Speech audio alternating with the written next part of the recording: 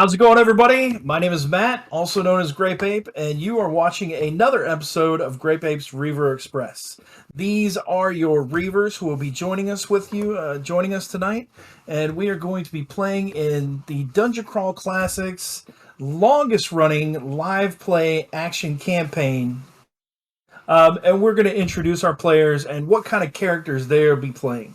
Dave, why don't we start with you? How are you doing? Oh, Dave might be frozen. Dave's having connection issues, so we'll come back to Dave. Mark, how are you doing? I'm doing all right. I will be playing as usual Barclay, our cleric, who right now I'm figuring out what his spells are going to be that he prayed for in the morning, because we rested up. We're off to a new day, and the way we're playing it here is cleric gets to pick each morning, and I usually stick to the same ones, but change up a few here and there. So I'm looking at my spells right now. Now, the players have had quite a bit of good rest going on. They found a cave system with like an underground little city in it. They've had a wizard's tower with a healing bed in it. So they've gotten a little bit of luck bonus for their RP and stuff so far. So they're kind of riding high. Helen, who are you going to be playing this evening, and how are you? I'm doing great. I am playing Urk, the not so bright but very well intentioned barbarian type.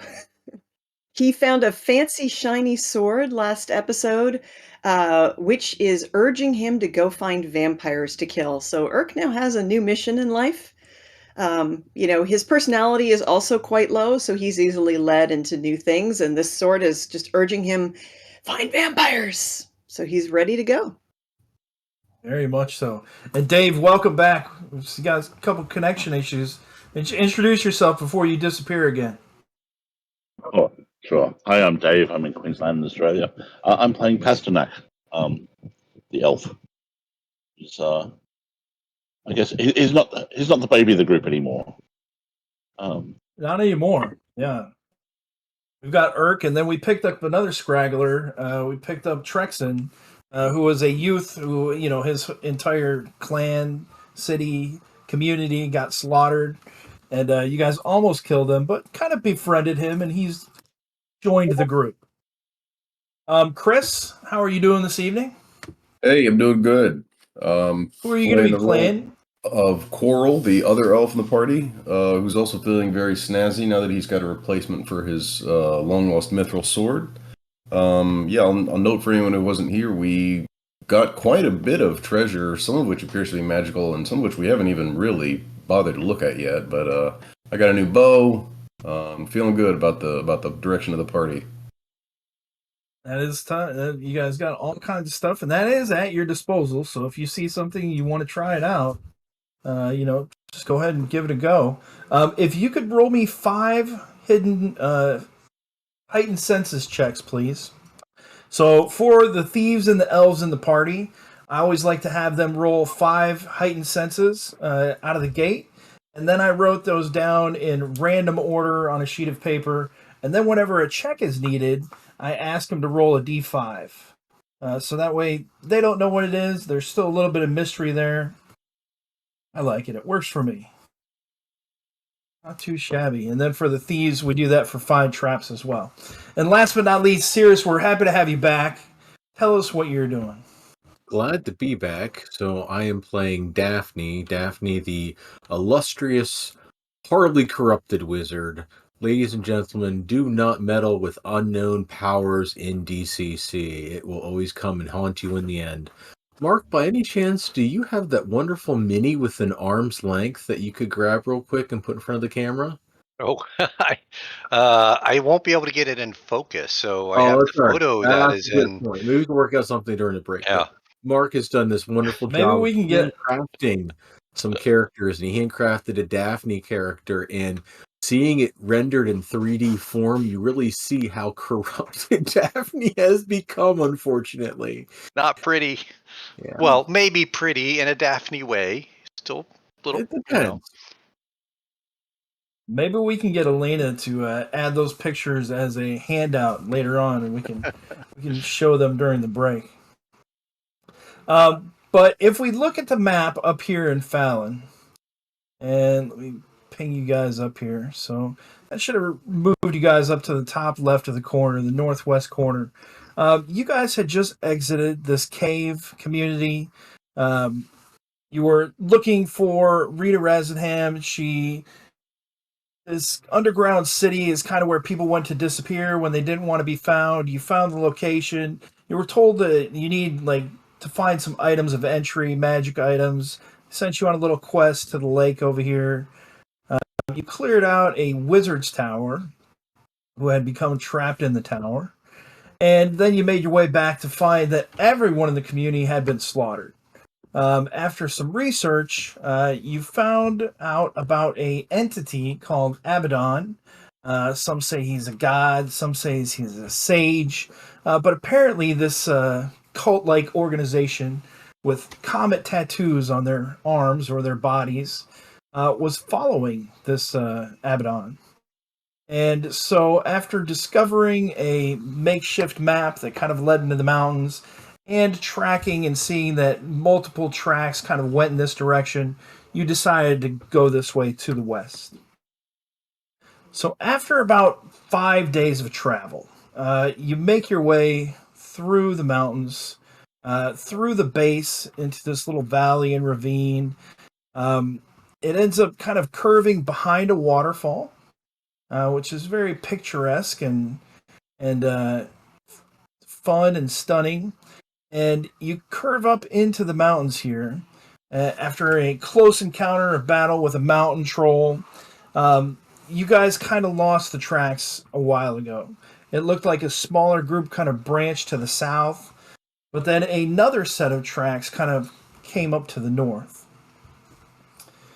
After about 5 days of travel, you enter into this small section of mountainous area. And is everybody on the new map? Mm-hmm. Um, You guys all see the new map? Yes. too. I'm just All trying right, to figure you guys are in the cars are. you are in the upper right-hand corner, Okay. and you should be able Yep. to move your character sheet, your tokens. Got it. And so what you had heard of is you have heard of this Pallid Gate. To seek out the Pallid Gate, Abbadon, the Holy Man, he is the gate, the answer to life and death. He can give you eternal life. And so Drexen didn't really know too much about it, but he's trying to become learned in the ways of the warrior, so he's been kind of going along with you guys. I have Under been a trained. sunless... Perfect, yeah. He's a quick learner. So he has become quite, a little savant with the sword and the dagger. Taught him how to use a bow. But the day begins to draw dreary and sullen by the thickening evening shadows. Oaks and elms of the previous day have given way to scrawny poplars and twisted pine, if any trees can be found at all. You guys wind your way up a track into a great kind of fissure into the mountains. All about you, the black outcroppings and titanic precipices of the hammered mountains hook into the sky, fading into purple as they reach toward the horizon. Abruptly, just beyond the bend, looms the object of your destination, or so you think. This could surely only be the Pallid Gate. It's a narrow mountain pass of coiling mist, set in an immense arch recess, beyond which lies the land of the Starwound of Abbadon. A pair of white titanic stone pillars flank the threshold, carved to resemble two snakes intertwined at the top, their heads lost in the vaulted gloom and clouds in the sky. A lone fire pit scars the ground before the gate, indicating that people have been here before you, but is it the ones you seek? Standing before the yawning gate, a cold wind combs through your surroundings, seemingly causing everything that had once lived to shiver. What do you guys do? So Urk Well, has that warm if you jacket look, he got from the wizard's tower.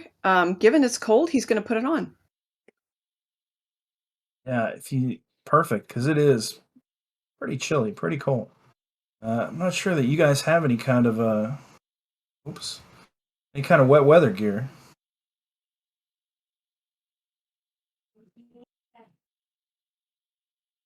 Is there actually a So if person you down look, there is an old man down there. Yes, as a matter of fact, there is. If you look to gosh dang it, you look to the south. That is where the gate is. The blue line?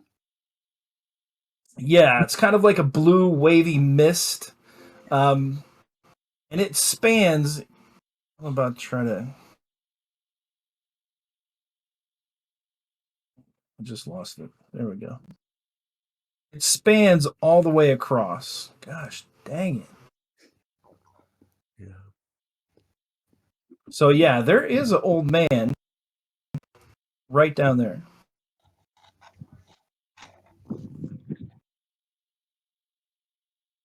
All right. I suppose Well, make our way down the stairs.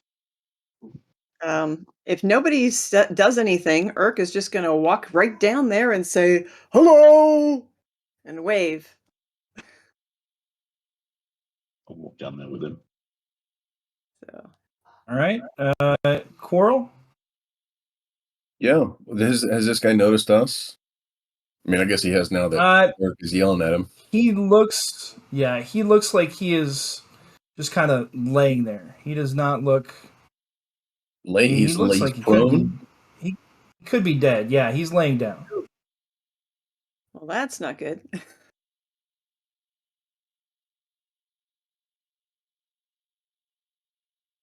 All right, I'm trying to mess with his map here.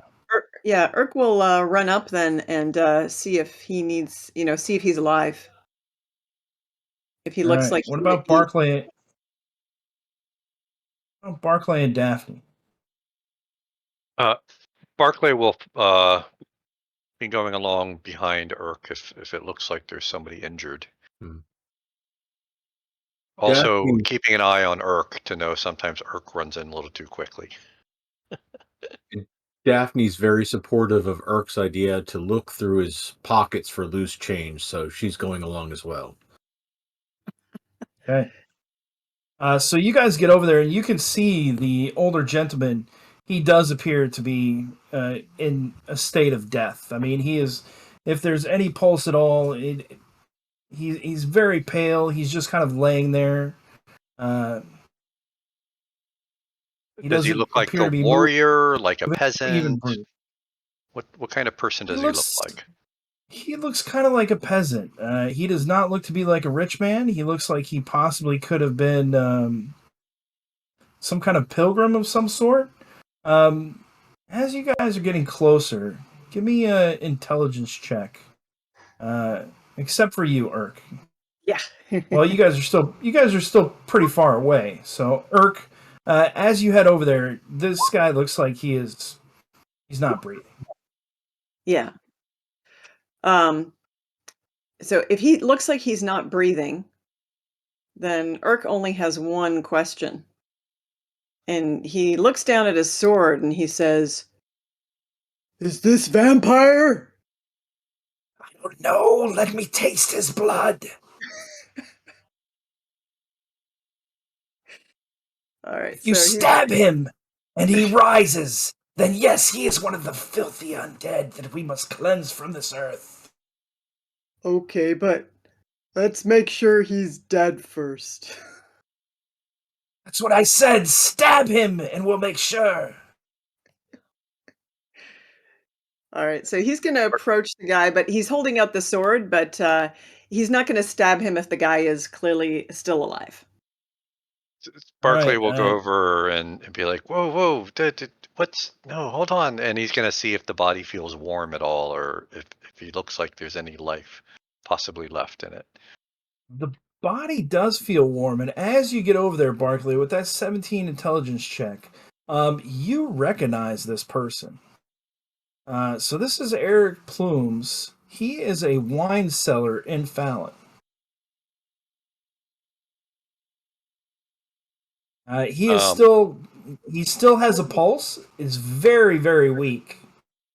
Barclay will yeah. try to heal him, try and get him back. If I think he's still potentially alive. Let me see if I can revive him. All right, Pasternak, you don't know anything. You don't notice anything too odd about the campfire over there. Coral, are you staying up on the ridge? Yeah, Coral is so excited about his new bow that he's taking advantage of the elevation here and sort of overlooking and making sure that nothing sneaks up on the party. Very nice. You have an excellent outlook. Daphne, as you get over there by the campfire, you see several pieces of what appear to be metal and wooden chunks in the ashes of the flames. The ashes look to be a little bit over a week old. Like, yeah, something chunky is in those ashes. Barclay, you lay your hands on Eric, and his eyes flutter awake, and he's like, but he's still wheezing. You're not sure that he's really injured as much as aged. It might just be his time. Oh, have you come to see the Ancient One? The one who grants eternal life. Eternal life? You look like you're on death's door. What are you doing here? I could not make the journey, so they left me. What do you journey to? Where are you headed? To Abbadon, to eternal bliss. Through the gate, and he points a bony finger at the gate to the south. So Urk says, they left you? No food, no medicine? No, I could not make the trip any longer. My body has given up on me. It is my time. Urk could carry you through gate. But if you would be so kind. Give me a D10 roll, Urk. Daphne and Pasternak, what are you guys doing over there by the fire?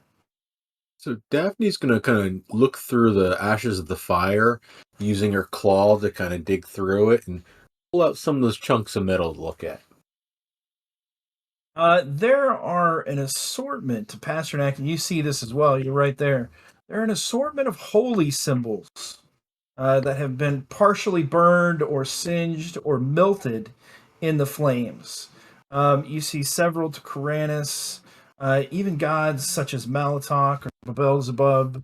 But you also see several from Carpessa. I'm not sure if you want to share that with Barclay or not, knowing that it's his god. Any But from there's a. Go ahead. Any from Elderveer? Give me an intelligence check.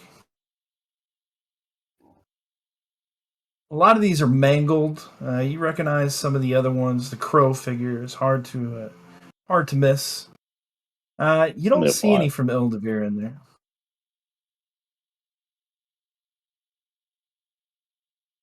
Don't need to mention Carpessa, it'll only upset him.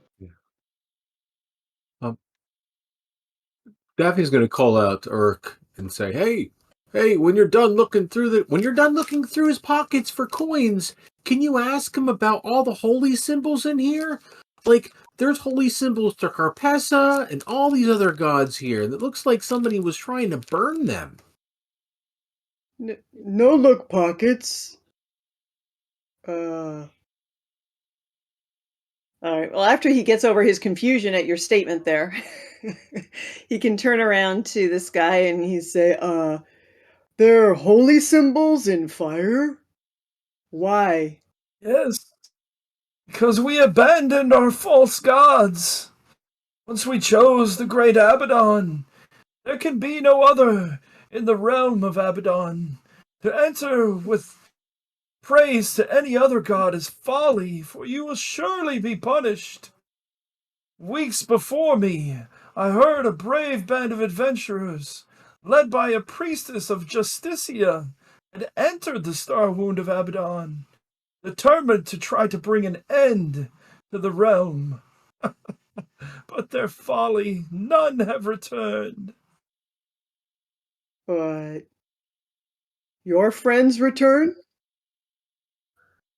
My friends just recently went in, and they have not returned.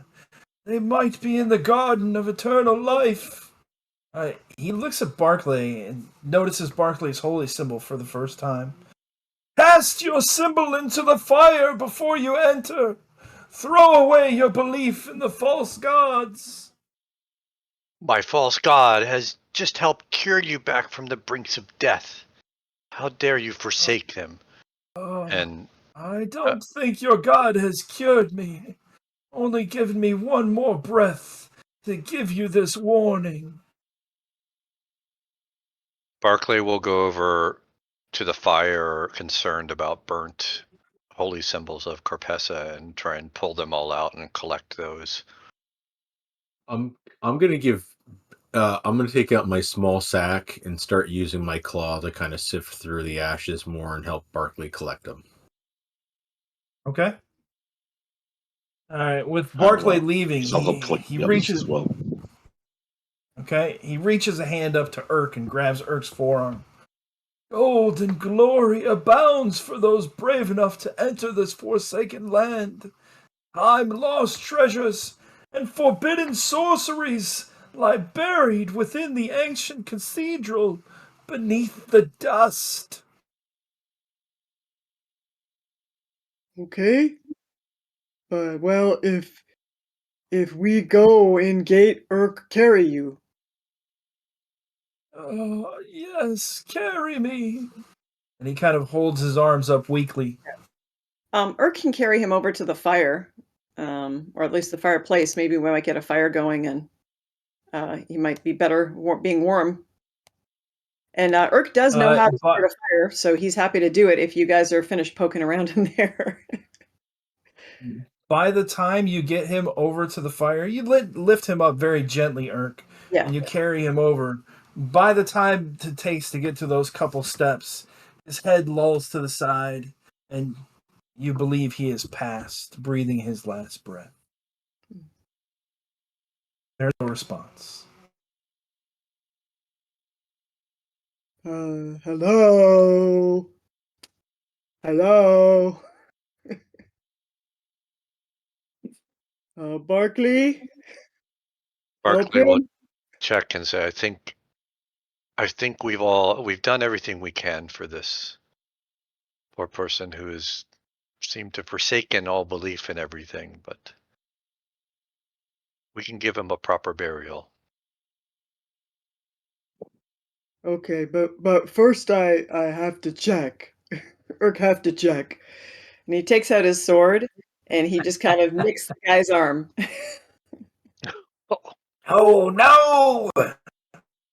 It's not fire we seek.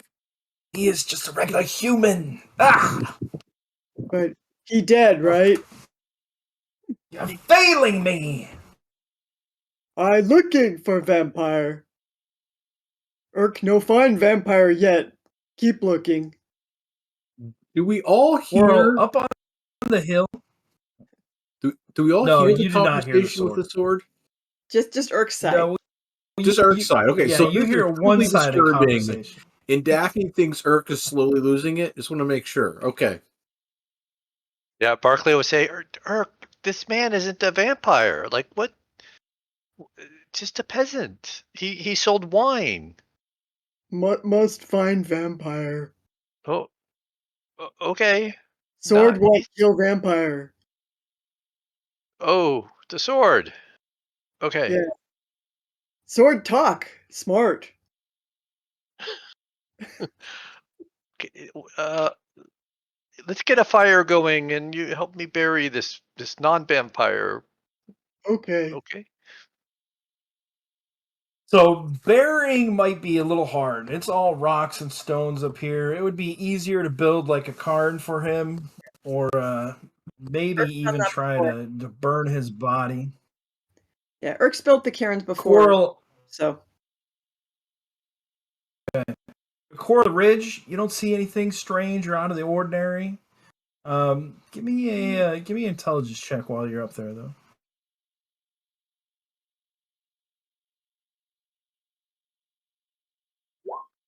And so, yeah, you guys can get the fire started. No problem. Maintaining lookout. Everything looks clear. You've got the gate. You've got the old man's dead body. You're going to cover it up with rocks. Is that what I heard? Sure. yep. And Barclay will clean up all the symbols of Carpessa and take a moment to say a small prayer over them, hoping to bless these symbols once again in their half-burnt state. Okay. Well, you want to share a prayer with us? Barclay will, hey, Carpessa, don't, it seems people have lost their way burning symbols of yours, but I am still a true believer in you and will take and restore these, even though they're burnt, in recognition of your glory and blessing. Please look down on this poor peasant who has also lost his way, that we bury here in the cairn in this desolate place. Very nice. Very nice. Does anybody else want to do anything? Just a suggestion, you might want to give one of those Carpessa symbols to Trexen, since he had been interested in Carpessa. It might help guide him. Yeah.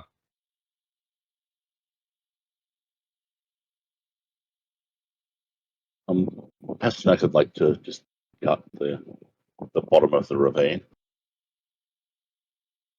See that there's no more surprises. Say that coming again, for us. Pasternak. He'd like to scout the bottom of the ravine. Don't want any surprises to creep up on us. I think Quarrel's got the surface well sorted. 9 on Quarrel's lookout. It's going to be hard to surprise you. But Quarrel, you will notice that a great moose-like creature, easily, 8, 9 feet tall, has begun looking over the ridge. And it looks like this creature's head is almost made of skull, like it doesn't have any skin on its face. And there are a pair of reddish eyes staring at from actually not staring at you, but staring down into the cavern below. Now, this is a good 60 to 70 feet down, from where this thing is looking down upon your companions. But you have kind of seen it come up on your approach with your keen eye. Do anything? It has not any action. I assume they can't see that from where they are. They do not. All right, I'm just going to keep an eye on it and see what it does, see where it goes. Okay. Looks like it's just standing there for right now. Pasternak, where are you going to head? You're going to head down to the south? Yeah. Yeah, please feel free. You guys build a cairn. Did you start a fire? I mean, it's getting nighttime. Do you want to camp here, or do you want to go into what appears to be beyond? It doesn't appear to be daylight. It doesn't appear to be evening. It just appears to be dull, like muted, like very overcast. It doesn't appear to be dark out here. You're saying in the portal-y thing? In the portal, yeah. So the portal actually extends from. I didn't draw it big enough, but it extends from rock to rock. Does it look warmer than where we are now? Does it look warmer? Yeah. We just built a fire. You think so? No. Because I would say it definitely looks warmer. It's looks kind of sandy, rocky. My vote is we go for the marginally more comfortable from a temperature perspective, sure to be dangerous and threaten our life area through the portal. You Daphne could doesn't like sleep the cold. here.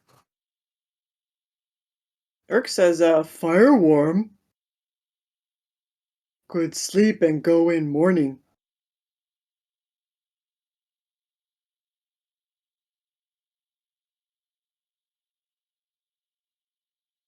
Or with a toss of its giant head, the moose-like creature snorts and then disappears back to the west. Pasternak will head closer to the portal. Is there any wind coming out of it or going into it for that matter? There's no wind coming out or going into it. You can't sense any heat or any cold. You can't hear any sound from anything. You see a vast Is there any open smell? landscape. No smells either. Just kind of like a misty curtain with clouds up into the sky and these huge snake-like coils. They're kind of intertwining as they go upwards, hundreds of feet. Barclay's gonna do two things. Cast a couple of things. One, he's gonna cast blessing on these collection of holy symbols.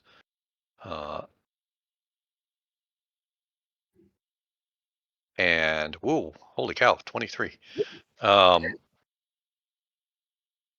That It's a 26. 26. You got a crit. Great. Holy amulet grants +2 bonus.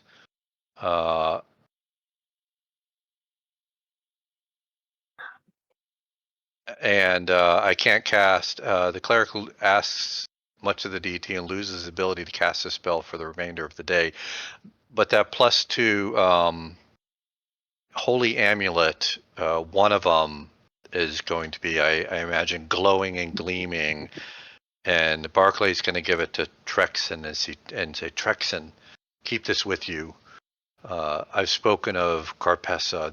This will help you, protect you, whatever we go. And give him the holy symbol. What shape is it in, Barclay? What is the holy symbol of Carpessa? So the holy symbol of Carpessa comes in different forms. Sometimes it's a carving of grapes or a seed or some fruit. And in this case, it's a small wooden carving that looks like a bunch of grapes on a vine. And it does appear to be singed a little bit, but it appears like it might have been at the bottom of the pile, and it's not quite completely burnt. Just kind of like blackened almost, like the grapes have turned a very dark color, dark purplish. All right, so that is done. The moose-like creature has left Coral. Pasternak, you don't see anything else out of the ordinary besides the fact that this curtain looks like it opens up into a new land. That is kind of disturbing. But yeah, what do you guys want to do?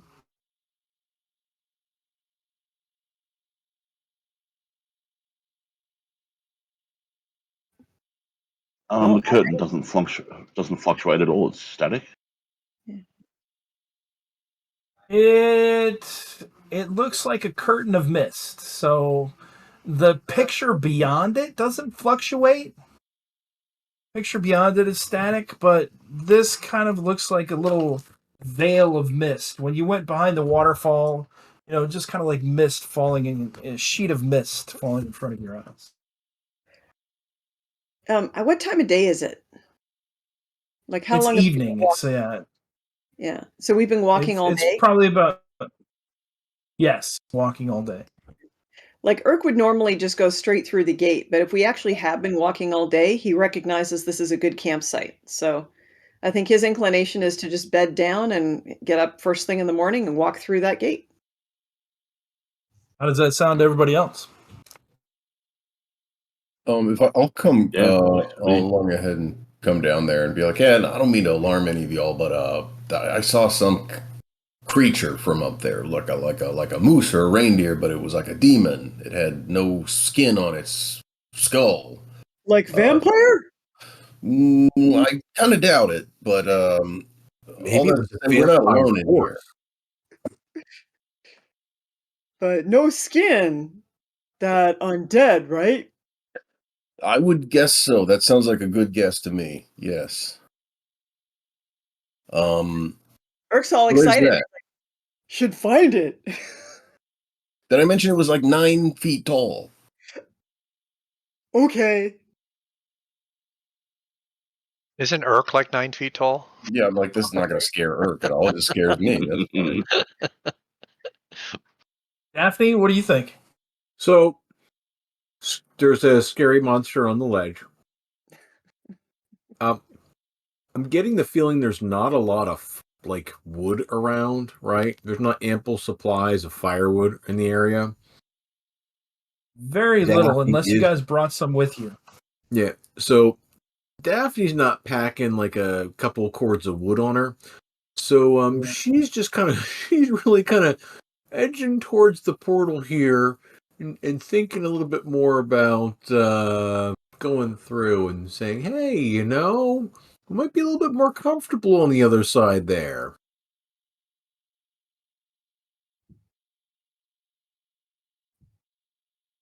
Rexon, if he has an opinion, he grips the holy symbol tighter as Quirrell tells the story of the 9-foot moose with no skin, and he holds it and he's like, I mean, if this is the place where the gods still are and everyone abandons their faith here, maybe the place beyond is worse. I would rather sleep a cold night here on the ground than there with no one to watch over us. The old man seemed fine for what that's worth. You mean the guy who just died? Right, but he was not trampled by a moose. That's right. He was old. He was old. Urk Dave, go, what is Pasternak think? Urk go hunt moose. Um, Go back and sleep after. Pasternak's okay. Okay to wait. All right. Urk is ready to Right. go off and go find this moose. He's like, if there's an undead, he wants to make the sword happy. So, We've got a couple. Advise it, Urk. I mean, that thing was there. It walked away. I don't know how far back those caverns go. I don't know how many of them there are. See, it could be dangerous. Maybe we wait. Maybe we should just set watches and see if it comes down here. Well, where you see it. A point kind of above where we are. all right. All right. Well, Urk starts walking up that way. He wants to find this thing. Right. The sword is calling. Right. Darkness is falling. You guys do have a fire going. With what wood you have, it's going to be a small fire. Urk, you have torches, a lantern. Yes. I believe it. He has both of those things. So I guess he can take a lantern and put it on like his belt, so it's hanging from his belt. Yeah, Urk. You see Urk traverse the top of the cavern, a little glowing orange light dotting back and forth. Crexon is like, I'm gonna get some rest. I'm exhausted, and he's gonna bed down if nobody else is gonna do anything. I will Should we follow set up a Urk at a watch? discreet distance. Yeah. Like I don't want the Urk to be out there by himself. Yeah, I mean, Urk would Barclay. probably like. Urk probably wouldn't mind if you came with. But, you Nope. know. I don't want to get in the way of any Yeah. heroic hunting that's happening here. I just want to. Urk is looking tracks. Try find tracks. All right, Barclay, what are you doing? Barclay is going to cast Detect Evil, thinking there's something up on the ridge. There's these gates to see if he can tell, what a little more about where around. So let me see where that goes. Hey, Daphne, what are you doing? Well, Daphne is lawful, even though I, as a human being, am not. So She will join the group, and she will plan on being miserable and uncomfortable for the night to stay with you guys. She may complain about You're it. kind of neutral now. Yeah, I think you're definitely neutral. Dave, what is Pasternak doing? Pasternak is quite happy to let Urk have some sword time if he needs it. But I think we should definitely set a watch. Barclay, are you following Urk? Yeah, I think I will follow Urk, but also having cast Detect Evil, I'm going to be looking at those gates to see if they look evil themselves. And then following Urk to see if this creature is out there. So 19 is pretty good. It's going to last an hour, I think. And what does it show? A 19 shows a range of 120 feet all directions from the cleric. Creatures of opposed alignment are automatically detected, as well as objects inherently dangerous in nature. Evil creatures will not receive a will save. Let's see. As you guys get up to the top of the ridge, did I freeze? Can you hear me? For a minute, Yeah. yeah, you're back now. Yeah, you do. Hello? Testing. Yep. Yep. We can hear you now. I think I just froze. Can you guys hear me? Yep. Yeah, Can you hear us? Hello. Hear us. loud and clear. Hello? I think he's... He can't hear us, I guess. Yep. Quick! Look behind the DM screen. See what happens when you burn your holy symbol? Urk run to top of ridge. Go diving at moose. Slay it with one blow. Sword happy. The end. We don't need him. Did I freeze? Eyes all around. Wow, that was a great combat. I'm sorry, Grape had to miss that. Oh man, I mean, Urk, that was awesome. I know. It looked like everybody else froze to me. Yeah. So while you were gone, Urk killed the entire pack of those beasts, so we're good. Well, One big blow. The the- sword is super happy. the gate is not radiating evil at all. You see a tiny little spot in the center of Daphne's heart that is radiating a little evil.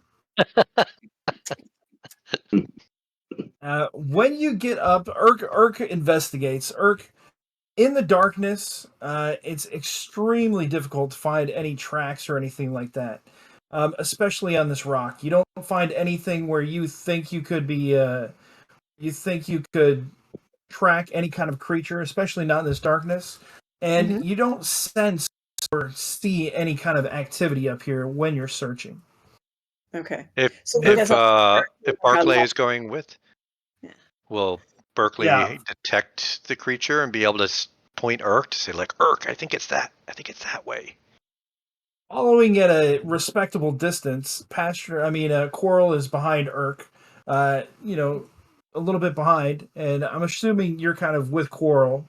But if you move up to Urk, when you get up to the top of the stairs there and you're coming over, even at the bottom of the little cavern right there, you can see a reddish glow from the area, right, Barclay? And so you sense that something is either up there or was up there.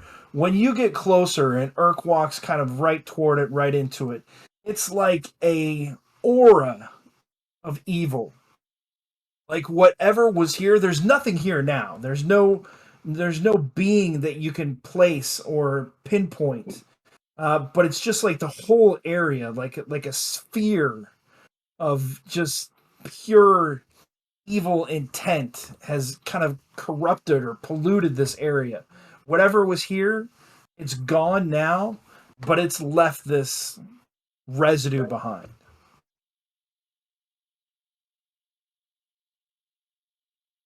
Urk, did you see it? There's just this whole area is just covered with the taint of evilness, and No tracks, no nothing. Prey gone. Oh wow. I gotta wonder if that Sorry. thing's like a avatar of this Abbadon character, you know? Some kind of watcher. All right. So if there's really no trace of it, I mean, Urk understands losing his prey as a hunter, so he'd be disappointed, but he would leave and go back to the fire. Okay. Unless there's some way he could try After to find it. there is not this evening. All right. After an uneventful night, you guys do set up and rotate watches. The morning comes, you wake up stiff. You wake up a little chilled, aching a little bit. You eat a cold breakfast, but the next day dawns and you are ready to go. Looking into the misty wall, the same overcast shadow falls upon the land. Oh, and I got a handout. I do have a handout for y'all. So this is the coils of the gate kind of going up. Kind of like the little misty screen, and of course the little campfire right there.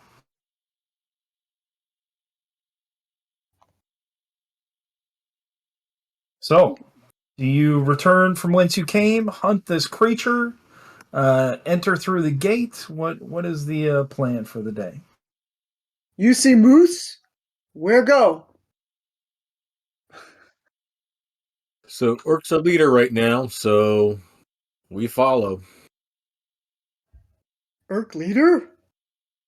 Oh, okay. So if Urk's pretty sure the moose is no longer around, then he'll just walk straight into the gate. Actually, he might have a quick thought. He might say, Barclay, you come or stay with Carpessa symbol? Oh, I'm not staying here. If we're all going there, I will go with you. Okay. I'm Stay taking the burnt close. symbols with me, though. They don't belong here in the fire. Okay. Stay close. Old man say danger bring holy symbol. No, that's not true. Holy symbols will protect us, give us guidance when we need it. Okay. Just like, your sword provide. Well, maybe not. That's not a good example because I think, anyways, yeah, Smart the symbols will sword. be fine. Yeah, kind of like so. My holy symbols, they talk to me kind of in a way like I guess your sword is talking to you, but Smart sword.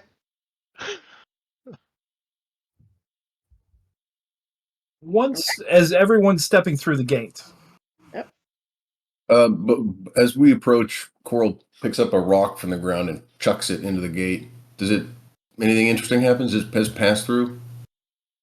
it passes right through. It doesn't zap or explode or anything like that, and you see it fall on the other side of the ground. When it goes through, it looks. There's one thing. It looks duller when it goes through. It looks. I mean, it's gray. It's a rock anyway. But when it goes through, it doesn't look as sharp. The edges of the rock. It looks duller.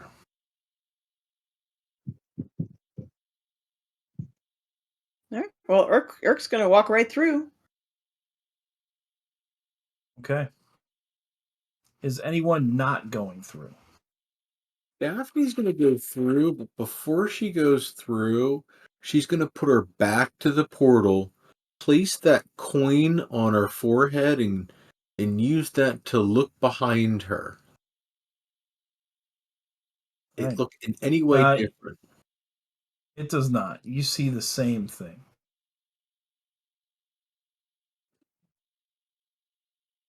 So yeah, holding the coin up to your head just kind of allows you to look behind you. And I think you've gotten a sense that you could see extra supernatural things before. Maybe it happened once or twice. But I don't. You get the sense that that's not the regular function of the coin. Pasternak, you were going to say something? Yeah, Pasternak will head through. That's Right. what we came here for. The world suddenly vanishes as you plummet through a dark limbo of unshared time and space, only to awaken in a mind not fully your own. gazing out of the eyes of another. You look upon a wide open ground as the ground zooms up to your senses. Suddenly, you're back in your own body. Twin moons lie as crimson orbs on the horizon, emitting a feeble light that curls like the vaporing of blood, casting everything in a cadaverous pallor of sickly scarlet. You stand upon the very ground of nightmare and legends, a land mortared in ash and human gravel. Bones that are charred and splintered lie exposed to the eternal indignity of the heavens, transforming the plains into a vast crypt floor. Turning, you realize that all trace of the pallid gate from whence you came has disappeared, and the looming mountains appear as little more than specks far off in the horizon. Only a strange wind, chill as the touch of death, howls across the sprawling desolation. For you now tread the Starwound of Abbadon, a doomed world lost in the twilight of decaying moons, and the dead cobble your way forward. So looking around you, the gate is gone. The mountains that you believe you just came through are far, far off in the distance. The entire landscape looks bare and barren. Except, off in the distance... Oh, I gotta change the map. Hold on one second. Describing this, and you're not even there. Alright, now you should be on the new map. And you will see that we have our little party token. And you guys are right about there. All right. Pay no attention to those other drawings. Those are just for funsies. Just a short distance off to the northeast, a single strange-looking rock protrudes from the ashen waste, like a decaying tooth in a rotten maw. Further off in the distance, you see a garden, lush, can be seen on the horizon, promising respite from the insufferable emptiness. And as you guys are in here, just the weight of this place weighs down on you. I need everyone to make me a personality check, please. A will save. A will save. There's a dense fog of despair that's permeating your soul as soon as you step into this land, clouding your clarity.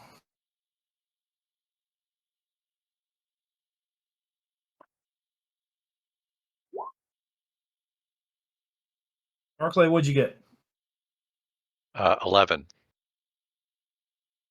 Daphne, what'd you get? 19. Pasternak? 3. Did you say 3? 3, that's correct. Irk? 11. And Coral. 8. Do you want to stay on a 3? Pasternak. Yeah. Yeah. Yeah, I don't really have that much luck to spend. Lower Into, your personality. And Coral, you said you got an 8? Yep. Pasternak, if you could lower your personality by 3 for me, please, in the temporary column. Yep. You just feel completely drained being in this land. In your mind, you see a vision of an elderly man seated in a garden paradise. And it gives you a calming sense of peace just for a moment. With eyes full of wonder and sadness, the figure extends his hands in a gesture of peace. His voice is clear and soothing as a summer rain. Fear thou not, for salvation awakes. Seek ye the garden, seek me within. The vision is gone. But just being in this wasteland, everything is muffled, the sounds are muffled, there's strange echoes. The very air sits heavy in your lungs with the taste of ash and powdered bone. You try to wash it down, and the water and the spirits no longer have any taste at all. What do you guys want to do? So you can see in the distance, not too far, what appears to be some kind of rock. I'm just going to draw it right here. And then you see more toward the center of the basin a lush green oasis, but much further off. So we're walking on bones? Oh yeah, bones and ash. Not like bones like that are bones that have been like chomped and compressed, almost Okay. in kind of like a if you take cornflakes and you smash them together. All right. Urk is definitely holding out the sword, ready for action, sensing that with all these bones, there might be some undead around here. Oh yes. Looks promising, sword. There's no response. I got a son lives for an old man promising sucker in the garden. Is that, I'm losing it, or did someone else? Did you guys see that?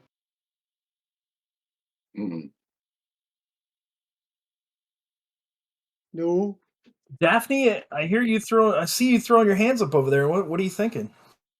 Why is she talking to her sword? Why is she talking to her sword?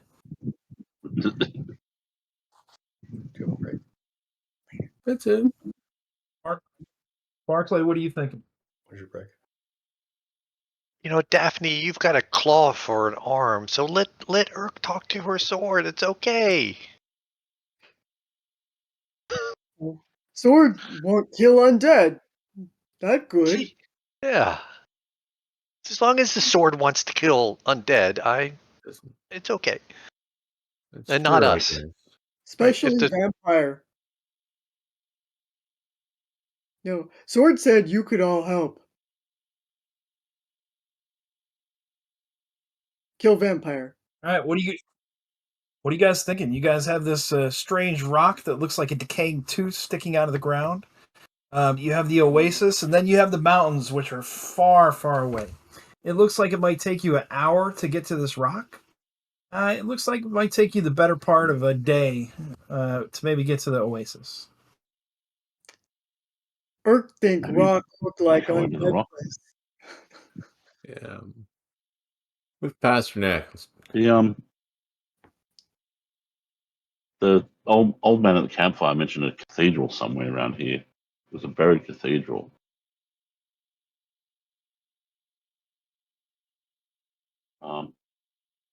Well, maybe Can't the see rock one, but is yeah, what's left of it. the spire could be. All right, so it Urk's sounds like we're heading toward the rock. Yeah. As we're moving over there, Coral sees Pasternak kind of in a bad way. He's like, "Take heart, my elven cousin. Remember the sylvan glades of your homeland. This place has no power over the heart of a true elf. Bravery, courage." Thank you. Does that motivate you, Pasternak? My best. A little bit, a little. I'm trying to take heart, but given the surroundings, It's Just- hard in here, and as you guys are walking toward the stone, I mean, the weight is just heavier and heavier. But that does bring you a little bit of a respite. It doesn't ever seem, even after a half an hour of walking, the stone sticking up out of the ground seems to be the same distance as when you started. And you look back at the mountains, and they seem roughly the same distance. You know you've been walking for at least 30 minutes. Continuing walking, another 30 minutes. The same sense of walking in place and not making any progress overcomes all of you. And as you finally stop for a moment to discuss, looking right at the rock, Well, how are we going to get to it looking amongst yourselves? After a discussion, when all of you kind of take your eyes away from your destination, you look back, and within 10 feet, the rock is immediately in front of you. And standing before you is a gruesome sight indeed. A man half naked and lashed to the odd-looking outcropping slumps motionless beneath the baleful gleam of the cadaverous moons. A placard slung about his neck reads, "Abandon thy gods, ye who enter here." It looks like he is bound to the stone. Does it look like he's dead? You want to go up and check it out? Yes. Barclay will go up with Urk to check out the body. All right. Yeah, Daphne, Pasta, what are you doing? Well, only to stop Urk from stabbing it. Daphne will also go up and check out the body as well. All right. Everybody's checking out the body. Quarrel, how about yourself?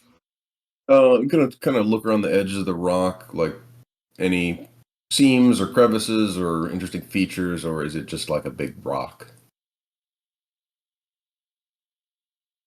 Everybody give me an intelligence check.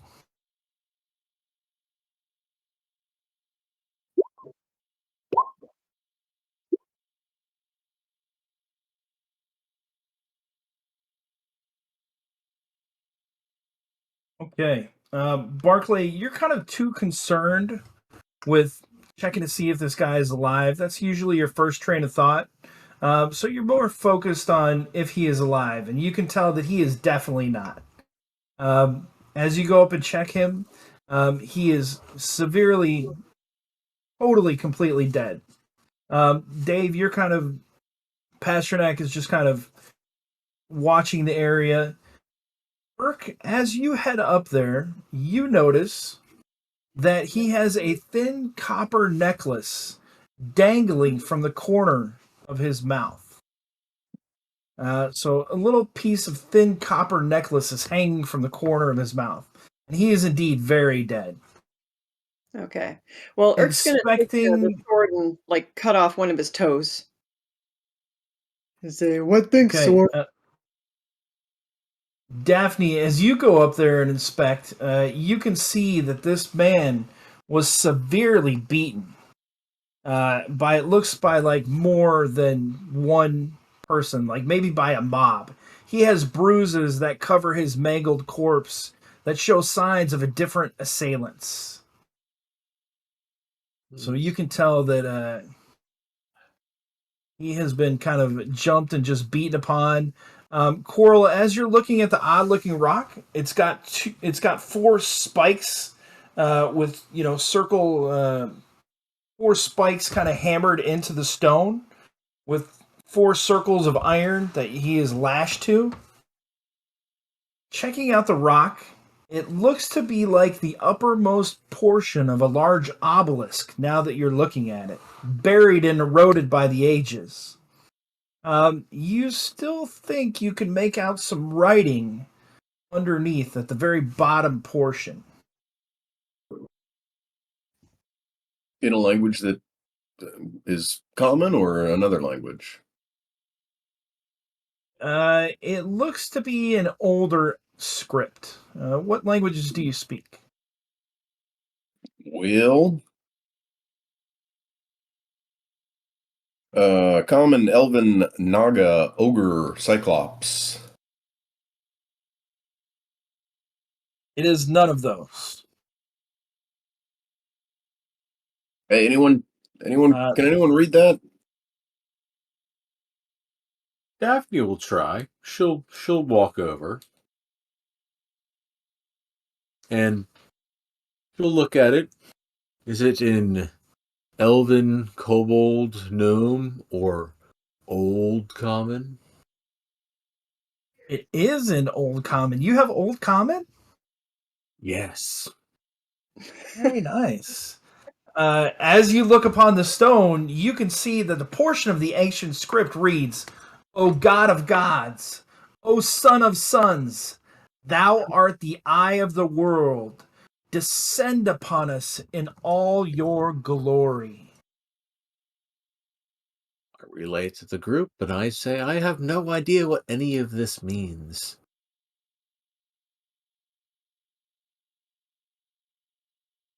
Is the man chained to the rock or tooth? He is, yeah, he is tied to the rock. He has a makeshift placard slung about his neck with a rope. Abandon thy gods, ye who enter here. He looks severely beaten, as Yeah, you can so- tell by several assailants. I'm gonna And Urk, take. I'm gonna take him. Urk, you cut him said off. you. I'm gonna cut him off the rock while I'm here. All right, Urk, you see the chain kind of extending from his corner of his mouth. Did you say you were going to do something? Yeah, Urk cut off his toe. See if the sword is interested. There is no response from the sword. All right. All right. Oh, and when Daphne approaches, Urk will say, "No pockets, but necklace," and he'll point it out to Daphne. Oh.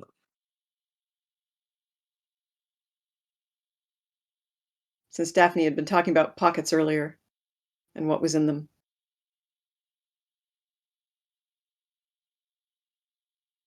Yeah, so I mean, having come to conversate with the sword, almost on a regular basis, Yeah. it's kind of strange now having your own mind back to be your own, and not having two people living in it. But the sword seems unresponsive at this point. Sword's sleeping now. Daphne, Urk points this out. Pasternak, Coral, Barclay, what do you guys want to do?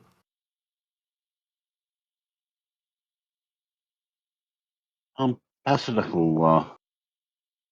will walk around the spire, see if there's if there looks to be any way down under it, or a way to dig around it. Okay. It looks to be set and eroded into the ground.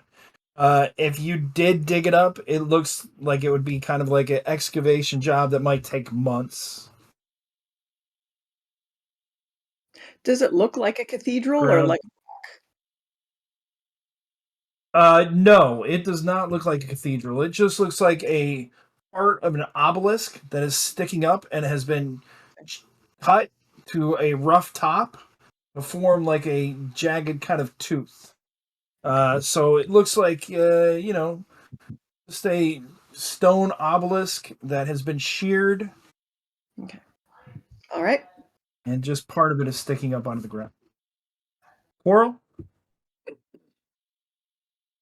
Coral's just looking around. He kind of asides to Barkley. I can't help but think we're being messed with. This is one of those pocket worlds or something that powerful creatures can make. The distances, they don't seem right. It doesn't seem real. Has the have the moons moved at all for a bit here? Barkley, go ahead. Barclay was going to agree. He says, I thought that we were far away, but then we were right here, and I don't remember getting from the gates into where we are. As he's doing this, he's going to look around and be trying to find some stones to bury another body. If not stones, to try and dig a grave for this. The ground is extremely hard, and there's not a lot of stones, more like pebbles and rocks, gravel. But there are a lot of skulls. So different, broken skulls. You could build a cairn out of skulls and bones if you wanted to. Pasternak, you said you were looking at the moons? Yeah. Yeah, the moons have completely shifted position without you even noticing, except now that you're looking for them, they're on completely the opposite side of you. Where they started on the west, both moons are now on the east. Well, if Barkley Yes, makes Things seem to change when we're not looking. Sorry. Go ahead. Sorry, go ahead. Yeah. I was just going to say, if Barkley makes motions to pull down the body to bury it, Urk will help him. And I think somebody was cutting him off. Yeah, I Daphne? was. Yeah. Yeah, I think since Daphne was taking the body down, Barclay would kind of trying to figure out another body to bury. This is not a good sign. Give me an intelligence check, you guys. Everybody except for Urk. Let's see. And I don't need one from Pasternak. Only the people from Fallon. Pasternak, you're from Skurd, right? Yeah, it's good. Correct. Okay. So Mark and Chris, you gentlemen both recognize this as the dyer from Fallon. His name was Leonard. And that's two representatives of Fallon that you've seen so far, which is kind of odd. You know that both of these members were devoted followers of the priest of Xander. So it's strange to see them in this land.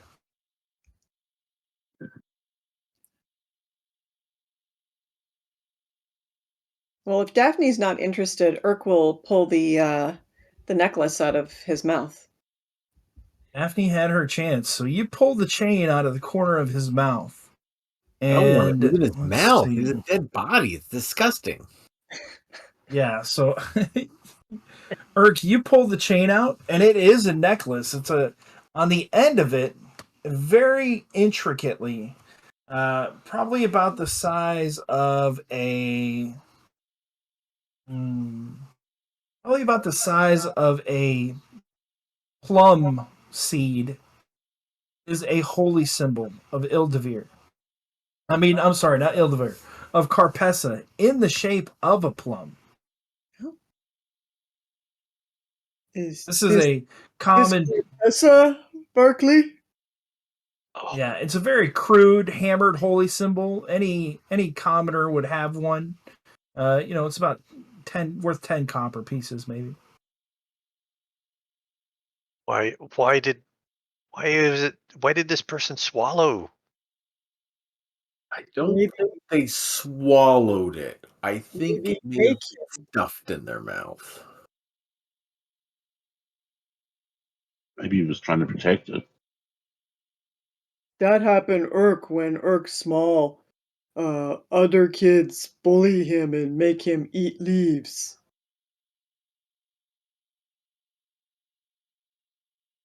Somebody around here doesn't like gods and doesn't like people who worship gods. Ooh. Yeah. Old man say that.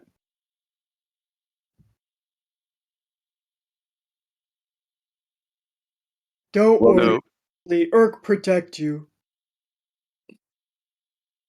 Barclay's gonna even though it's probably gross, he's gonna take the chain, the symbol on the chain, and try and wipe it off, and find and hold it in his hands and call out to Carpessa, like, I don't know what's going on here, but this place surely, people are leaving your faith, and I will find out what it is.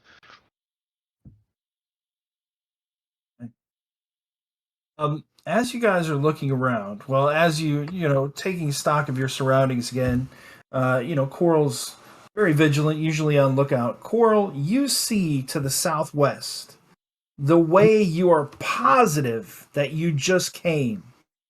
A dark and sinister looking mounds of kind of dirt rising up out of the ground with some kind of tree like, well, some kind of branched tree in the center of these mounds to the southwest. Now, you're positive that was not there before.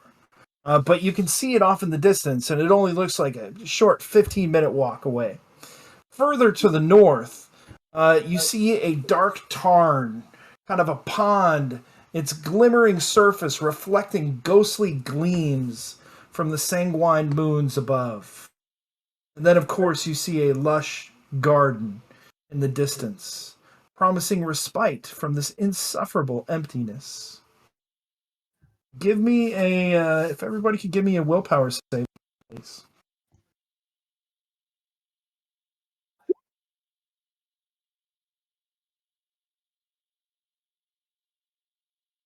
Quarrel, do you want to stay on a 6? No, but I don't really have much I can throw at it, so I will stay at a 6. You are going to lose 2 points of personality, temporary points. As you feel the weight. You tried to cheer Pasternak up a second ago, but now just you feel what he's feeling. And perhaps it's because you elves are more sensitive to the surrounding area, the forests. But yeah, this whole area is just draining you, mentally and emotionally. Coral's going to point to the All right, what do you guys want to do? point to the lake, and then just kind of sit down on the bones and be like,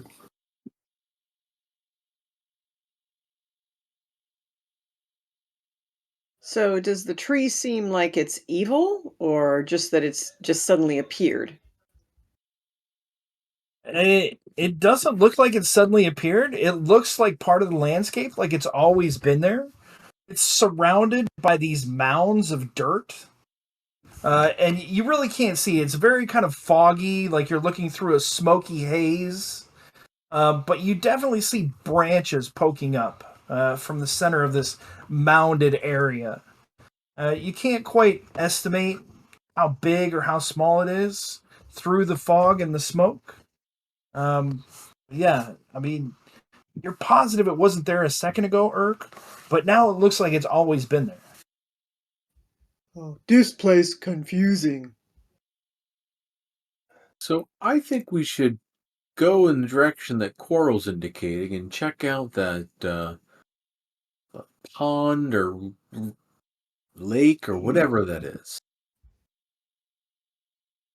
Okay. Yeah.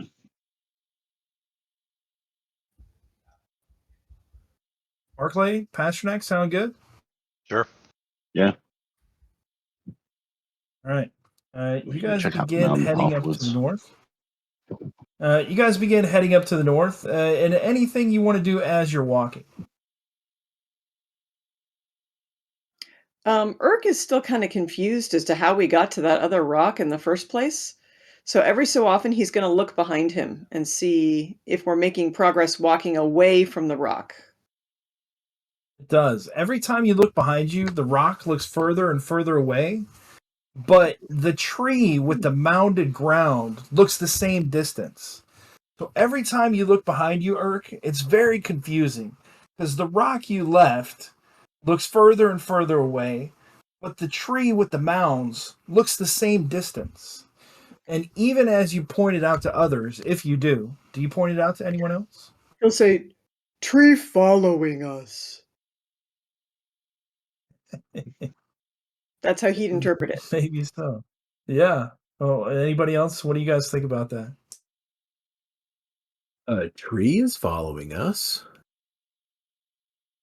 or we're following it. Maybe tree creature. Urk hear trees that walk.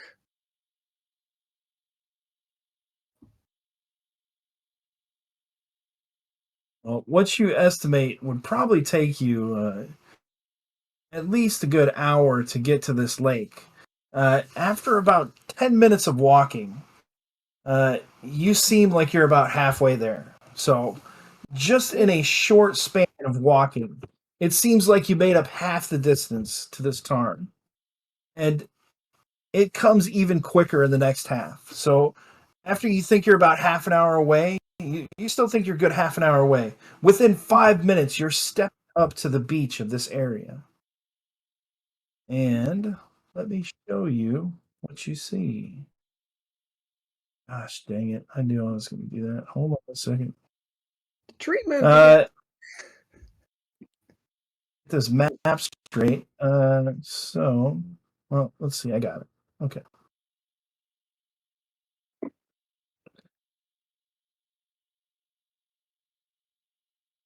And coming upon the now, one more look behind you. The tree with the mounds of dirt is about 15 minutes away. The rock where the man is completely gone. You don't see it in the horizon. You see the oasis in the center. And it also looks the same as before. So while we come up to this area, I am going to read this out, and then we'll take our break. And we're going to be giving away a $10 gift card today, so you can begin entering any emoji into the chat. We will draw for a winner after we get back from break. But coming up to this fetid tarn, a lonesome agate corpse-colored water dots this low area of plains. Barely discernible above the pallid water are the remains of a crumbling stone jetty. A huge, great, bloated lizard lies in a statuesque repose right next to its fetid banks, watching you with hypnotic eyes. The lizard opens its mouth as if it's carrying something aloft in its jaws that sparkle with a poisonous gleam. And let me move you guys. Give you some tokens. You guys are going to be about right there.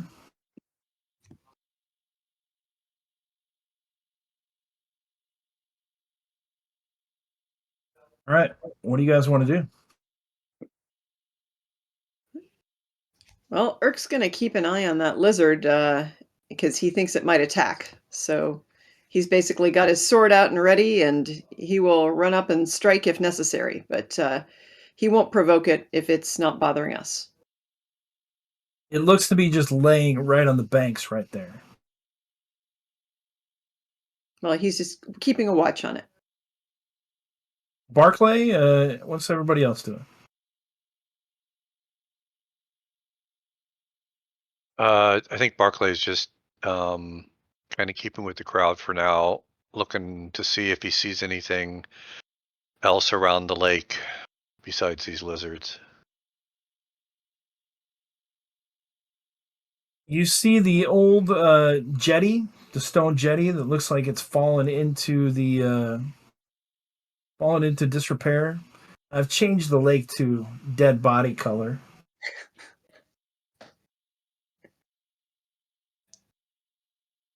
But it looks like this lizard, he's kind of half buried in the silt right on the edge of the water line.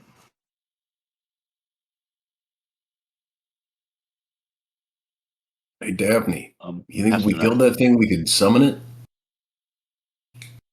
Could come in handy. It's big. Urk think maybe it lay eggs. If it in ground, maybe it laying eggs. Is it moving?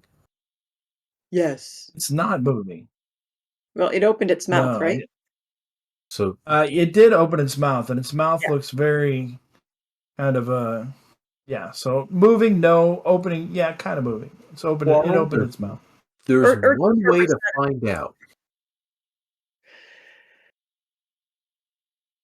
Pasternak will draw his sword and move towards it to see if it reacts.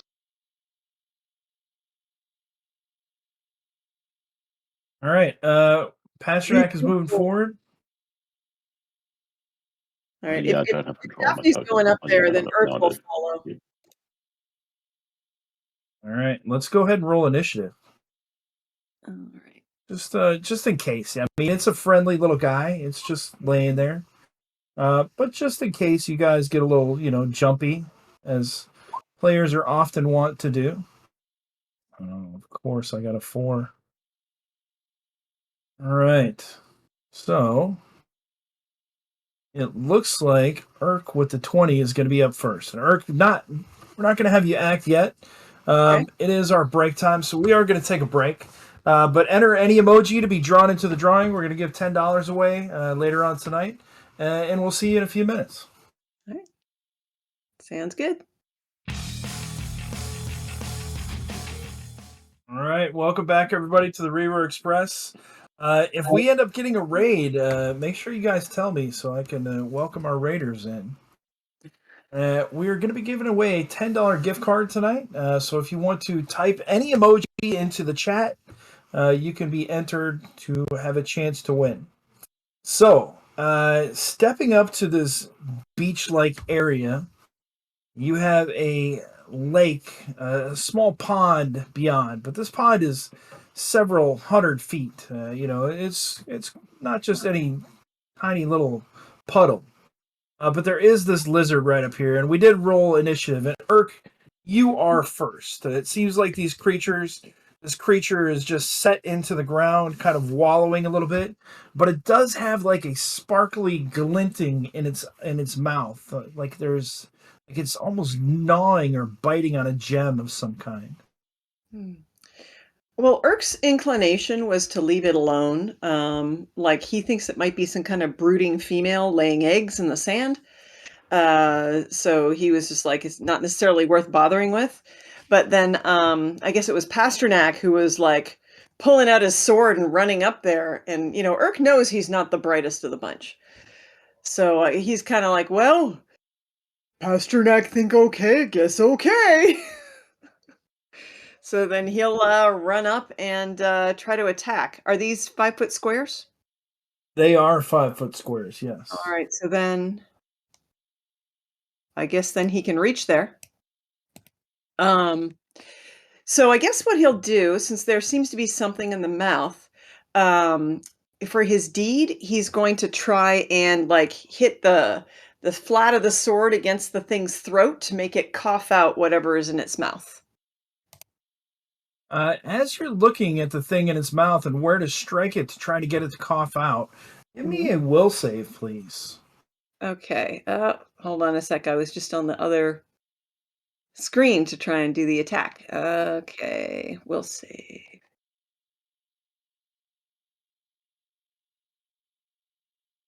Wow, Okay, he is yeah, not go ahead and strike away. Go ahead and cut into this creature if you can. I'll do my best. Wow, looks like I did pretty well.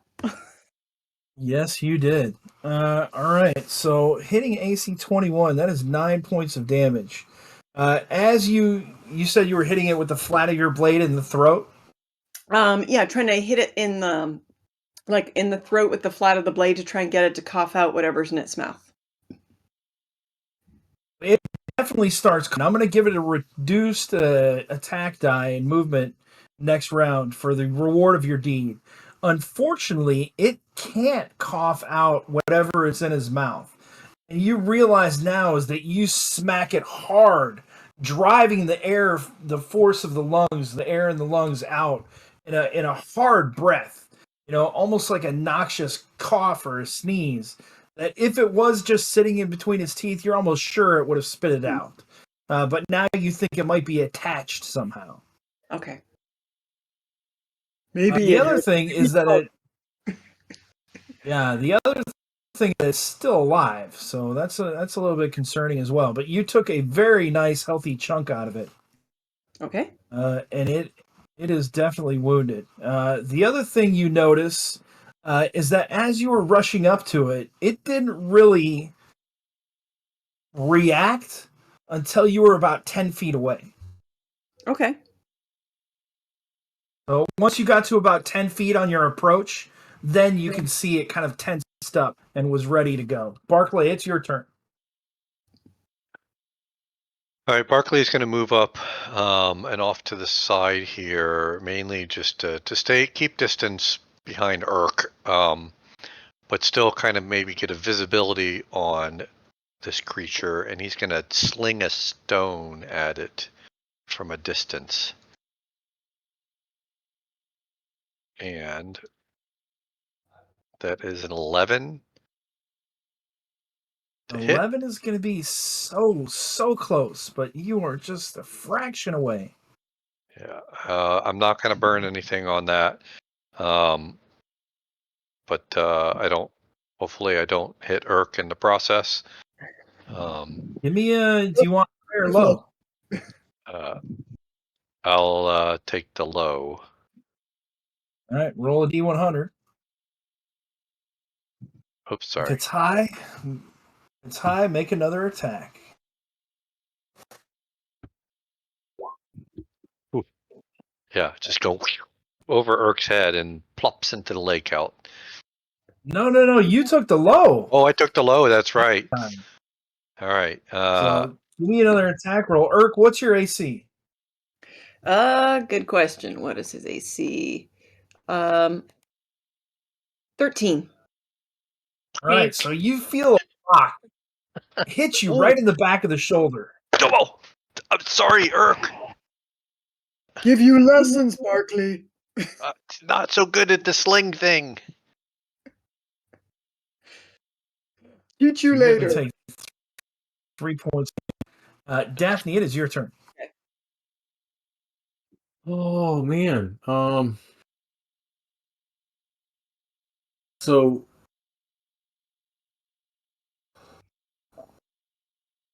it hasn't actually hurt us though, but we've hurt it. That's correct. So we're pretty committed at this point. All right. DCC dice, 2 sets. I get more for free. How many sets do you want? I don't know. I'm kind of halfway. I was gonna go with the whole "it's just laying eggs" routine. I don't know if violence is the solution here, ladies and gentlemen. So I'm just gonna kind of.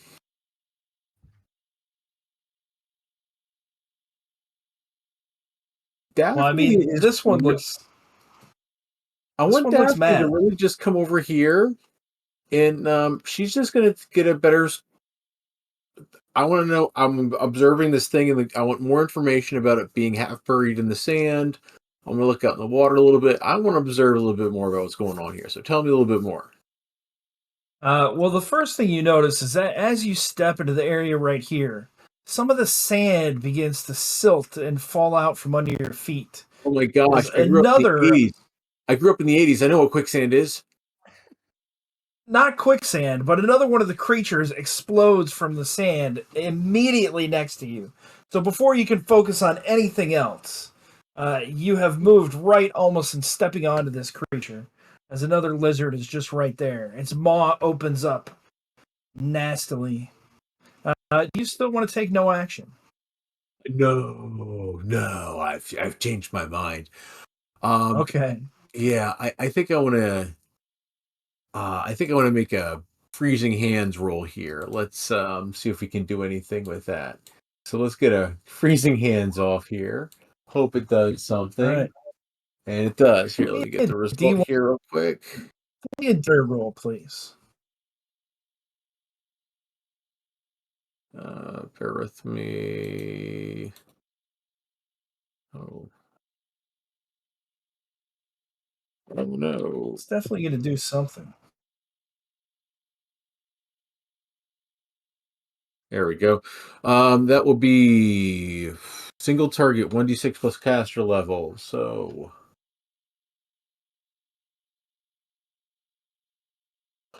that will be 4 points of cold damage. Give me a D100 roll, please. D100 roll. That's never good. D100 roll. 14. Oh, very nice roll. Very nice roll. As you cast the spell, you can sense that something is different. Energy that you're pulling and drawing upon reacts differently in whatever this realm is. Roll me a D16, please. I could do that.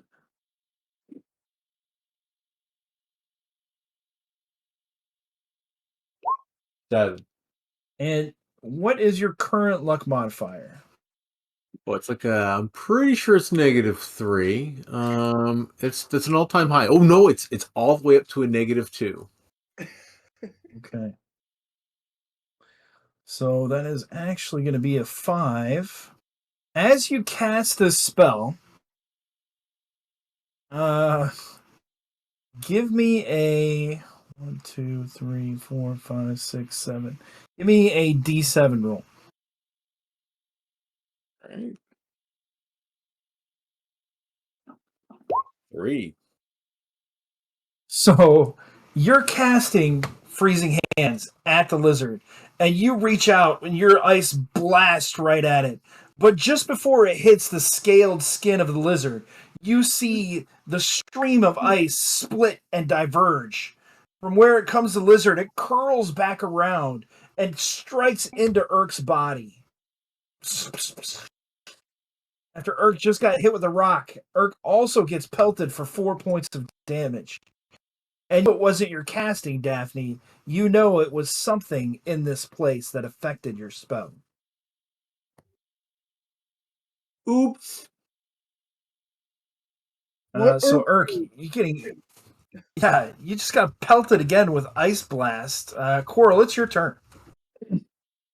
Coral's registering all this strange behavior. Saw the lizard pop up. Was thinking about casting a spell, but then saw what just happened here and is maybe thinking better of that. So he's going to attempt to fire an arrow from his longbow at at the lizard who is fighting with Daphne right now. So let's see what that does.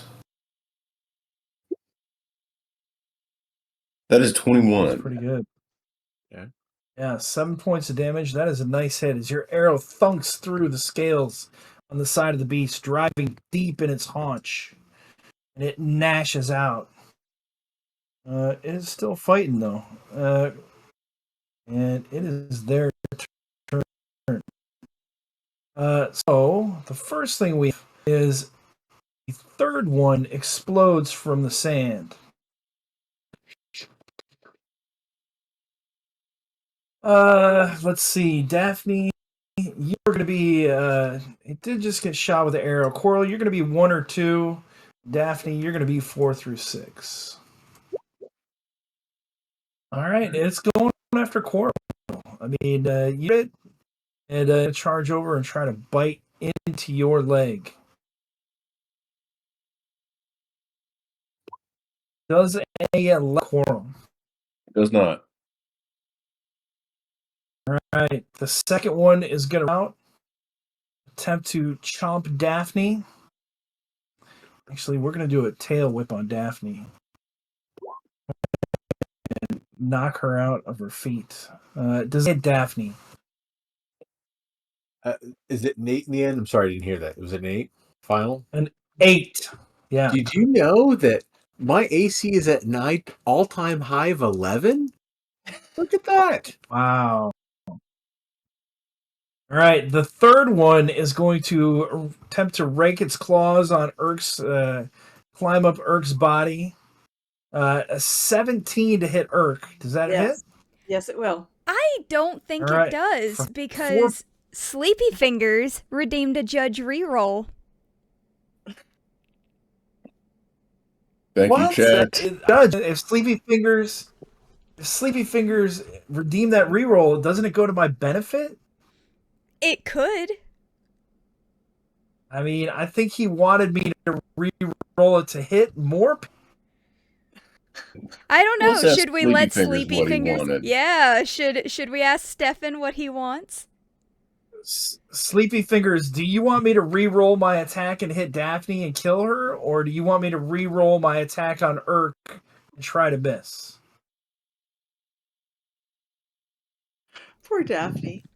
Well, I'm pretty sure Stefan wants to just pull out the torture of Daphne a little bit longer. So, did we get an answer? Not yet. Takes a right. few seconds for, We will for chat leave- to catch up. We will leave more damage on Urk right now, and if we find out that it has changed, we will fix that. Astronaut, it is your turn. And thank you for redeeming that reroll, Stefan. Well, Pasternak drew his sword and strode forward to see if these things were aggressive, and well, it looks like they are now. I think I'll go to Coral's aid and attack the That's attacking. Okay.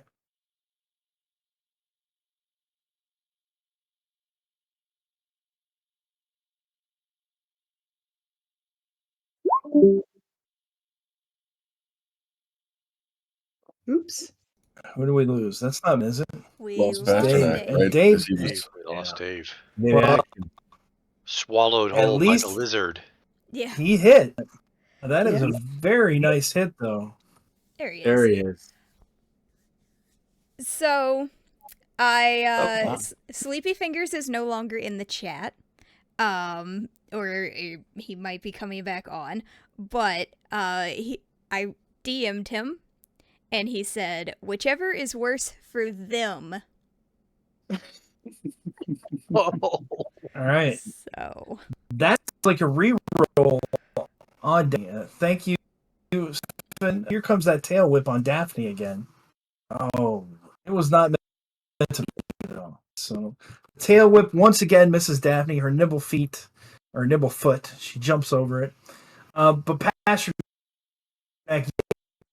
blow into this. It is still fighting. It is still alive. Urk, we are back up to you. All right. So does that mean Urk did not take that extra 4 damage? Oh no, you took that 4 damage. Yeah, I Okay. already marked it off. All right. I just wanted to make sure on that. Okay. All right. Well, Urk will try to finish off this one in front of him, and he's going to try to hit properly this time. And what did it hit him with? Was it the tail or the claw? No, so it clawed. Yeah, it raked both its razor sharp claws on your legs. All right. Well, then he's going to try and cut off at least one of the sets of claws, one of the arms. So, Before you do that, yep.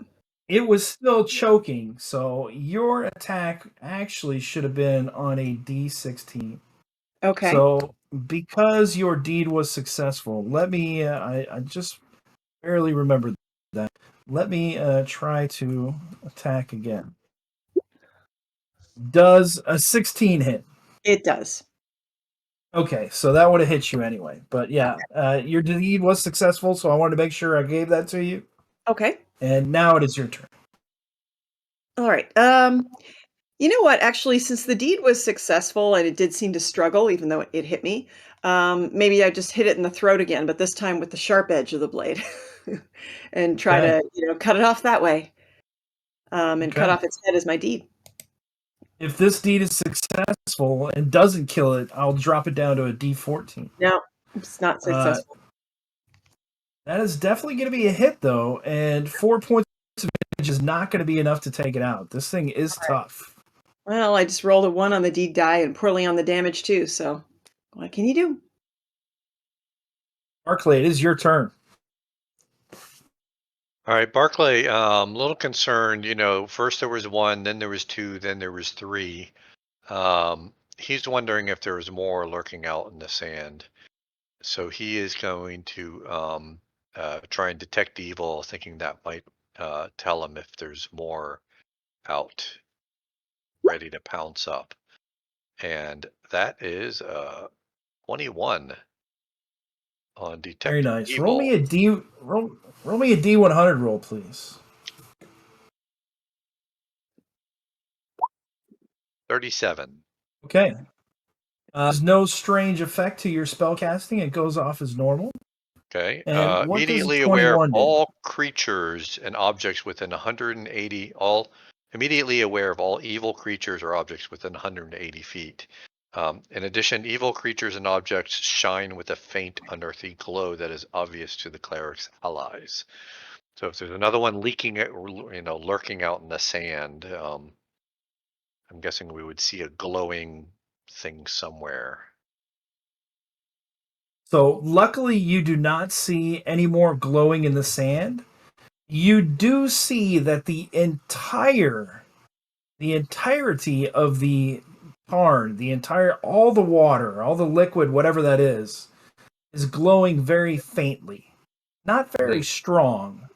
But this your spell gives the sense that this isn't, like nice warm bath water. There's definitely something up with it.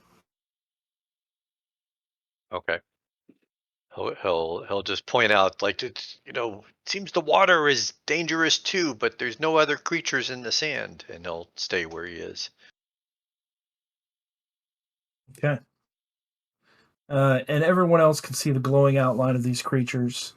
Let's see, Daphne, it's going to be up to you. Well, my best combat spell seems to be a little bit of a risky proposition here, so I'm going to go ahead and magic shield myself, or attempt to, I should say. And I'm going to lose that spell. Roll me a D100. D100. Watch you shielded the lizard.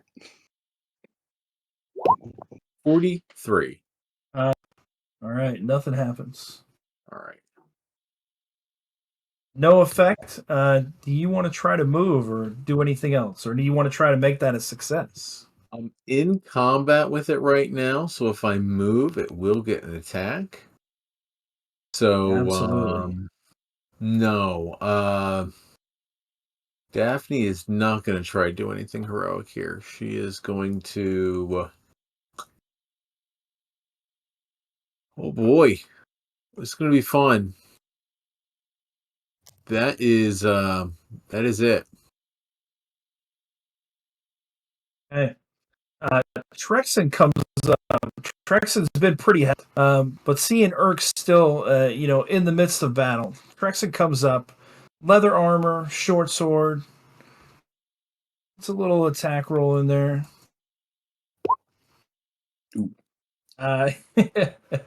Trexen's training has not prepared him for this moment.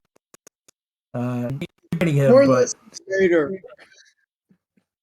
definitely needs more lessons. You and So Barkley. let's see.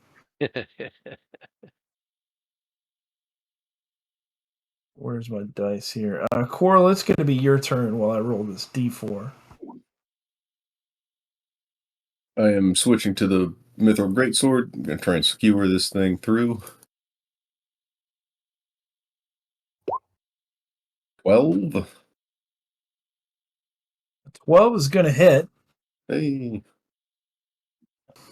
4 points of damage. It is still, but it looks severely injured now, and you see it wobbling back and forth as if it is literally on its last leg. Trexen rushes forward and strikes the Tarn Lizard, but his sword fumbles and twists in his hand, falling into the waters beyond, so he has lost his weapon. The creature is still alive unless you want to do something about it.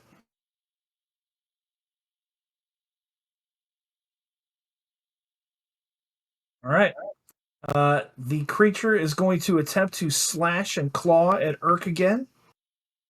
You guys hear me? Mhm. Yep. That does Okay. not hit him. Gonna miss Urk. The other one is going to try to bite Daphne. Ew. Daphne.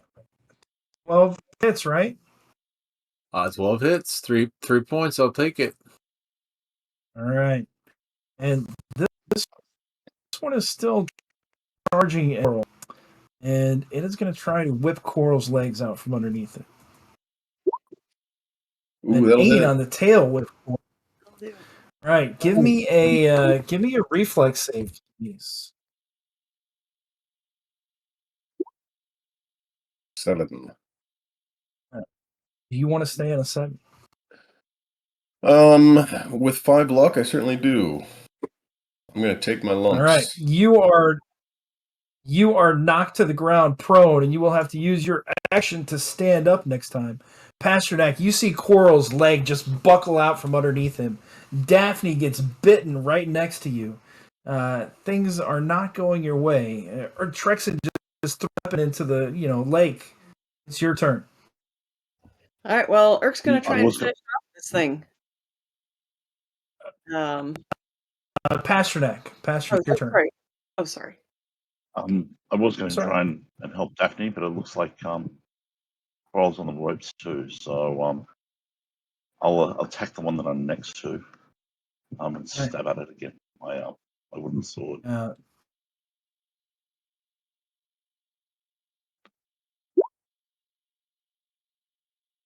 Is it The 12? wooden sword slices through the hard railing, just like it's butter.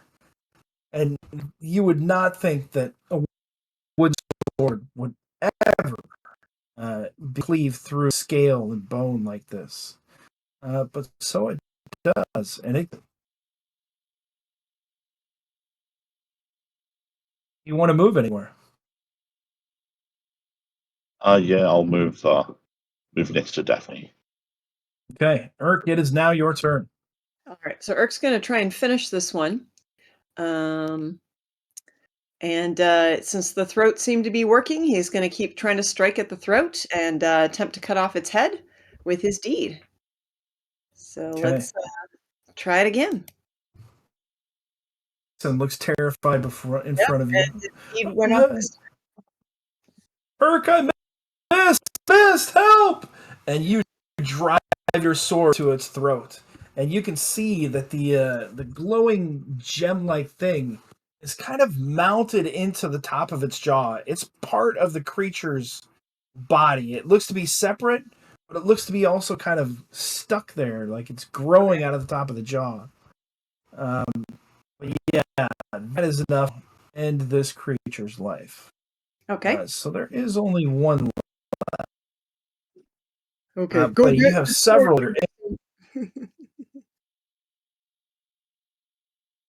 All right, so Urk tells Trexon to go get his sword. Oh. Clay, you're up. So it looks like, well, I know Urk's been hit, Daphne's been hit, Coral. Who's looking the worst out of all of them? Is it Daphne? Because Daphne doesn't have a lot of HP to start with. I think so. Daphne's always the closest to death. Somehow Barclay knows that Daphne seems the one, so but he'll. I'm not going to be in melee much longer. Come on. Well, you need some healing anyways, right? So he'll go up and just to make sure that I don't have to bring you back from the brink. And that is 15. That's good. Before you roll that, give me a D100 roll, please.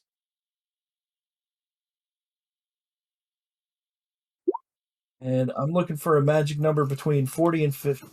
No. 72. So spell goes off as normal. Daphne, you can heal yourself. And feeling much better. Heal up on your body as Barclay lays on you and you smell the sweet scent of apples from an orchard. The first smell that you've smelled since you've been in this place. What are you going to do, Daphne? All right, I am fully healed. Well, Daphne is going to do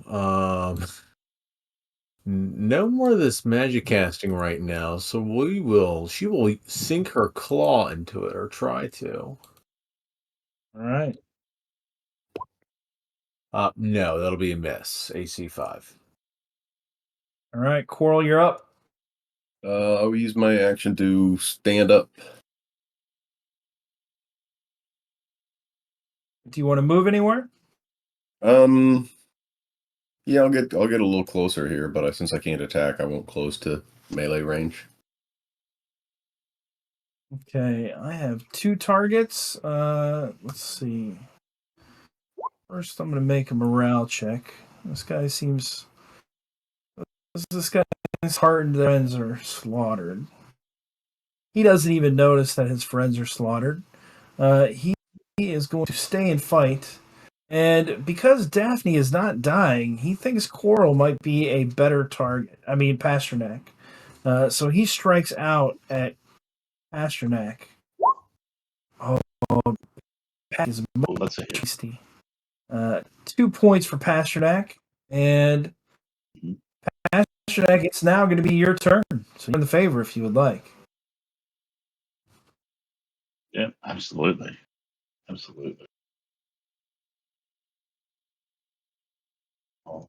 take a swing at it with my wooden sword.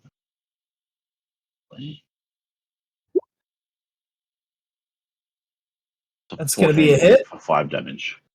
This is the first damage that this one has taken. That is a... Who's next?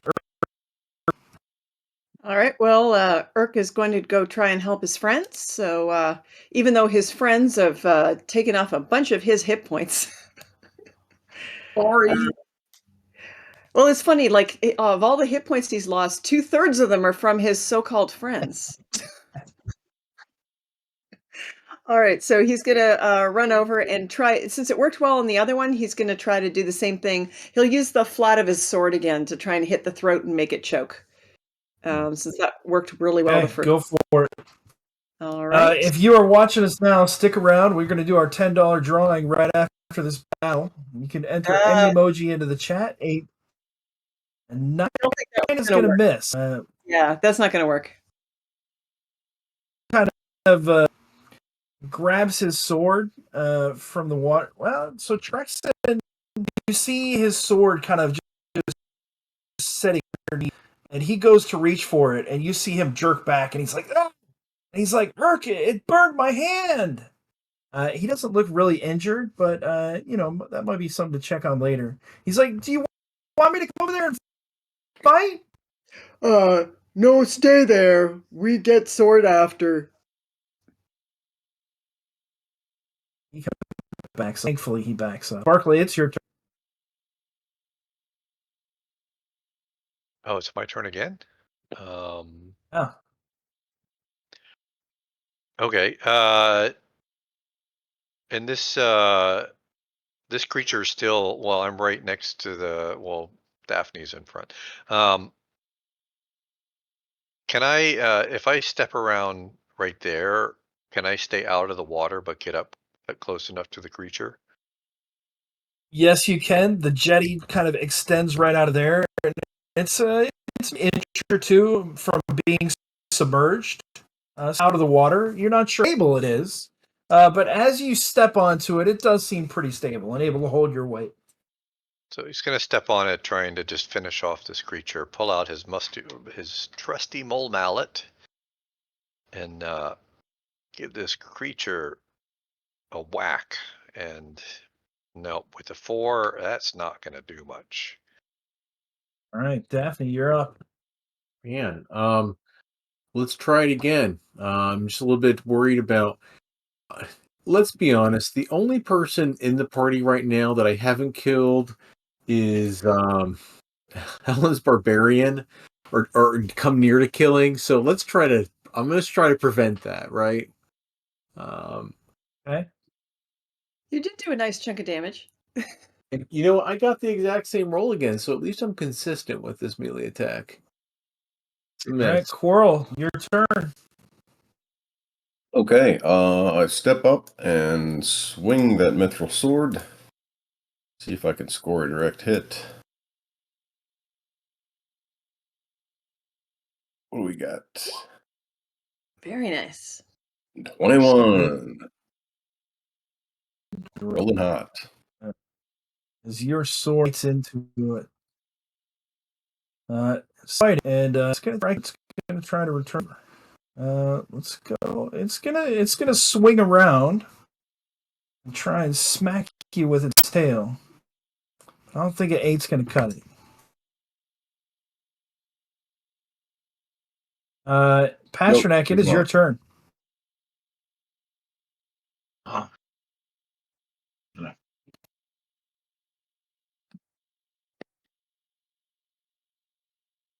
You're up, Dave. Not a 6 misses. I imagine. Everybody's missing now. Kill something. Urk, your turn. All right. Urk was going to try and turn it around. He's going to go for the flat of the sword on the throat again with his deed. And let's hope it works. All right. At least he hits. Ooh. Is that 13 points of damage? Yes, it is. Ooh. Although he didn't get the deed. Oh, that is... He didn't get the deed, but he didn't need it. How do you end this creature's life, Urk? Well, he was trying to, just kind of make it choke again, but clearly he swung too hard and he just kind of like knocked off the head and it goes bouncing down the beach. Yeah, you cut through the head and it cut it clean off. And you can see that it's open, gaping, biting mouth.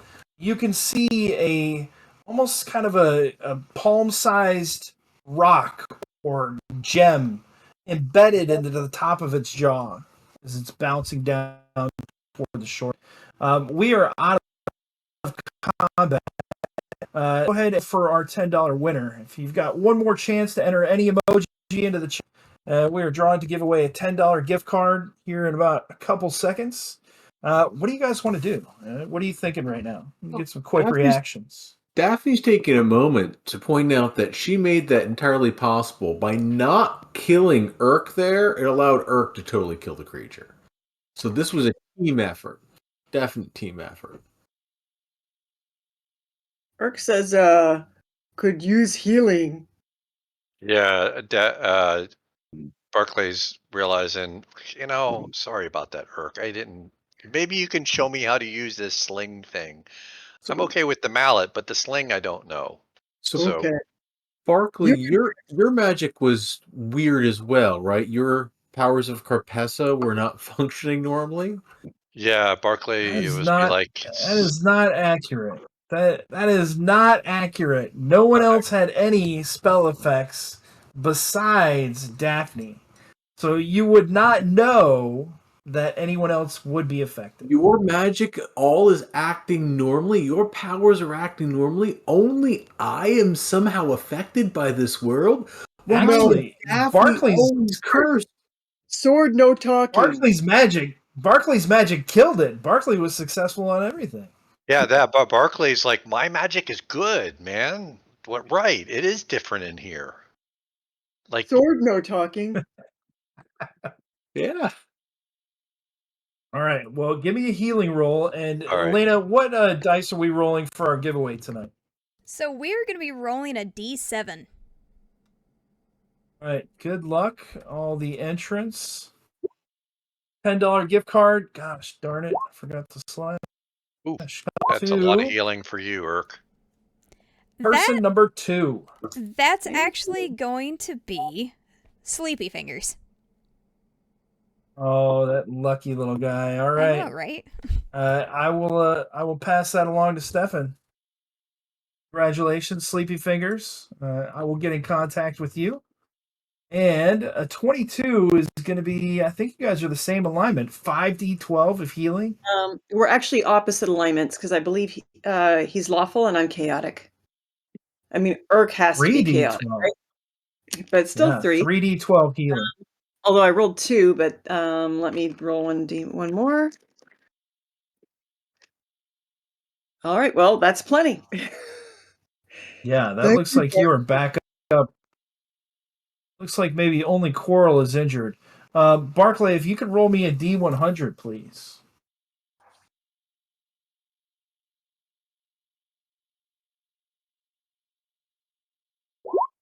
$49.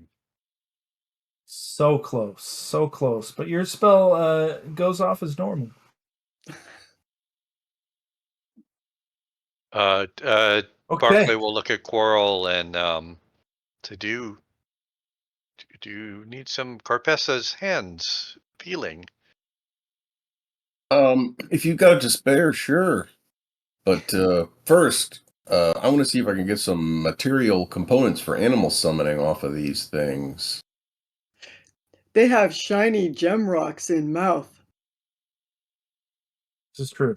So these tarn lizards are about 11 feet long and weigh at least 300 pounds with terrible looking spines and sickly green scales. These are massive lizards. In each of their mouths, as you go up to inspect them, there is a kind of stone that's kind of wedged in the top of the jaw, the top of the roof of the mouth. It looks like it could be taken out, and it looks like it is something that is strangely not part of the natural anatomy of the creature, even though it's attached.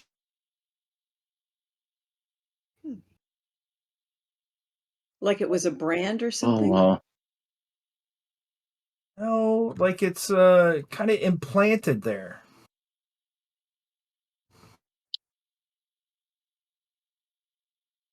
All right. Well, I'm wow. less interested in the gem than in being able to summon these, but is that even a possibility? I mean, you wouldn't know until you tried. So give me a intelligence check to see if you get any usable parts. Right?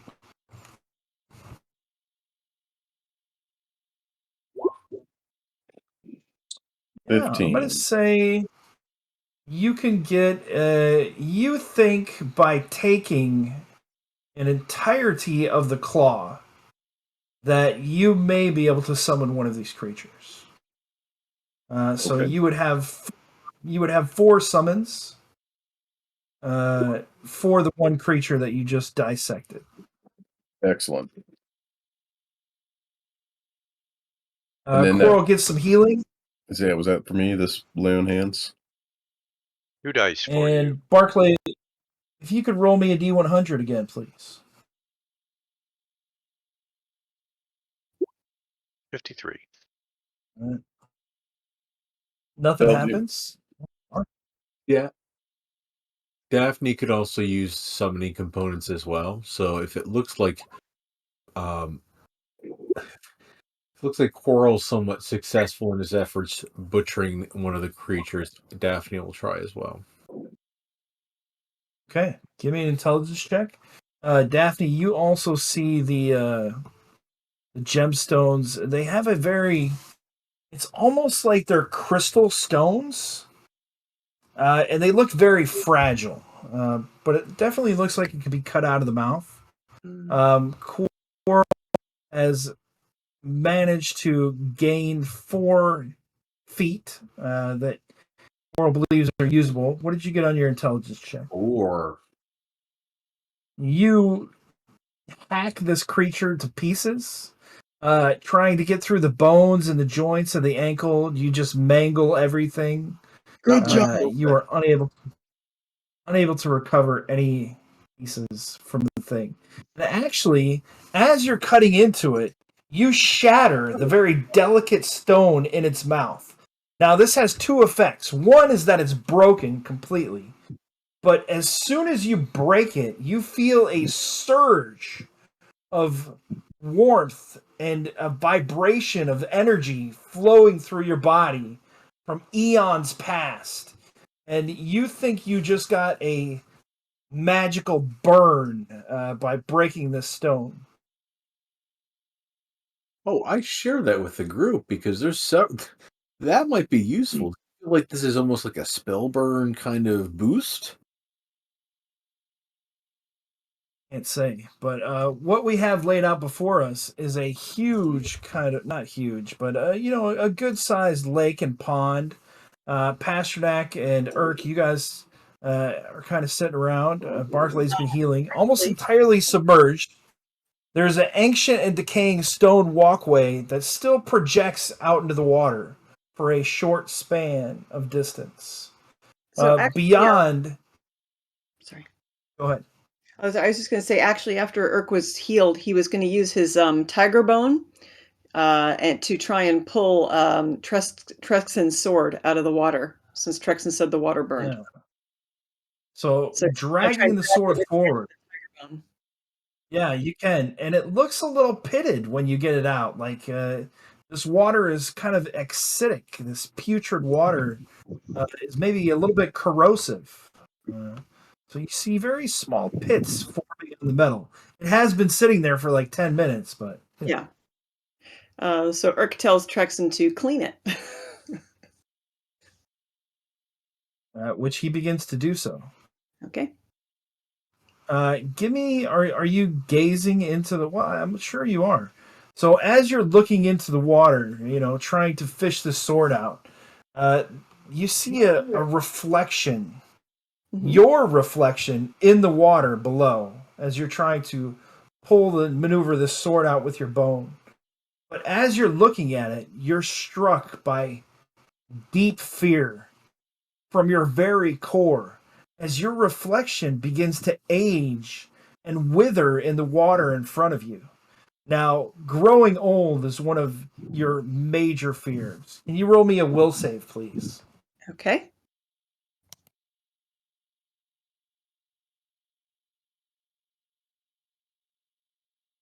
All right, that is good enough. You feel your view break away momentarily, but that really scared you. And for a second, you feel like you might have become an old man.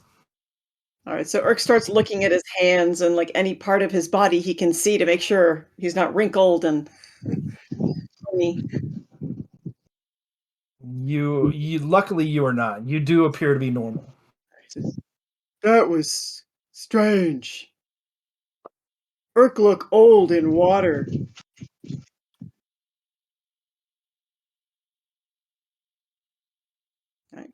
More mind tricks What do you from guys this do? crazy place. Let's try to Mark? recover those other two fragile lizard mouth jewels if we can. Mm-hmm. They can easily be extracted, and you see that they fit right in the palm of your hand. They are extremely delicate. Does it still feel like I'm infused with any of the energy from the crystal?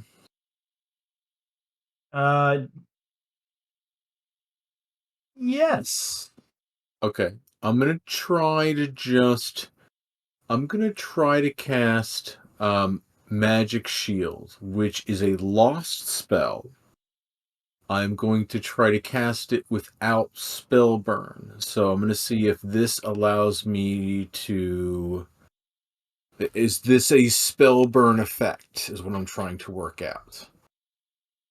I understand. And as you cast it, the magic indeed does begin to flow through you. That same warmth, that vibrant energy that's different than you normally feel, coming from the breaking of the stone, it indeed allows you to try to cast the spell. Go ahead and cast it and see what you get. We'll get a 10, so it still doesn't go off. But we did learn a little bit about it, so I'm going to share that with Pasternak and Quarrel and let them know that it works just like Spellburn. It allows you Excellent Uh, QA work give there. me. Good to know. That is a very smart. It's serious. I'm going to give you a point of luck for that detective work. Also, roll me a D100, please. to. Okay. Nothing happens. All right. You also felt that, as opposed to being able to cast a spell, it also made your will stronger in this place of despair. Nice.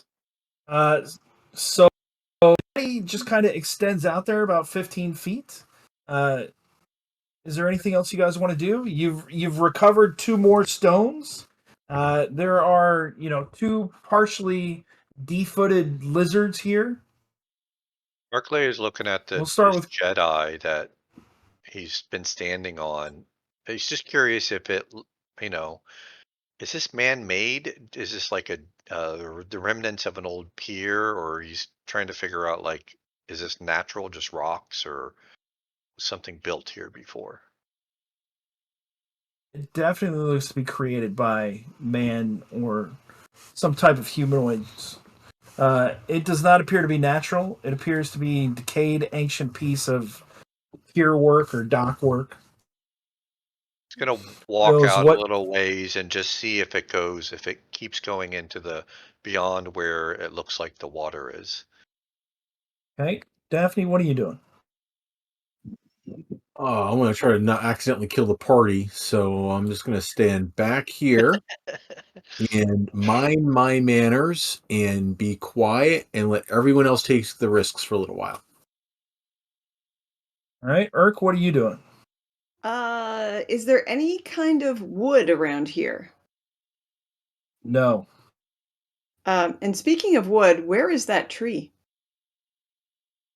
That is a good question. As you're looking around, the tree looks like it's a short 15-minute walk right back the way you came to the southwest. All right. Next question. Do these lizards look like they might be good eating? They definitely are thick.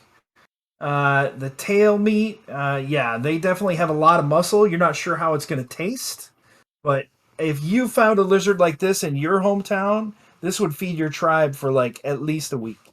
All right. So Urk says, Urk go get wood and then cook lizard. So he points at the tree and he's going to start wandering off. Okay, Pasternak, what are you doing? Pasternak will move out onto the pier with Barclay. Well, Having a look into the water, are there any other structures that we can see in there? do you want to go past Barclay or do you want to stay right there? Because I mean, if you're I'll go looking for past it. structures, that's kind of like the shore. Yeah. But if there are other piers that have fallen down at a below level, Give me an intelligence check. Trexon is cleaning his sword. Coral, did I check and see what you were doing? No, Quarrel's really interested in watching Urk attempt to reach the tree. I want to see what happens when a person tries to get to the spot. So he's just gonna like keep an eye out and like look at this phenomenon. Okay. So couple things. Barclay and Pasternak, can you make me a willpower save, please? As you guys are gazing into the water, looking for other structures.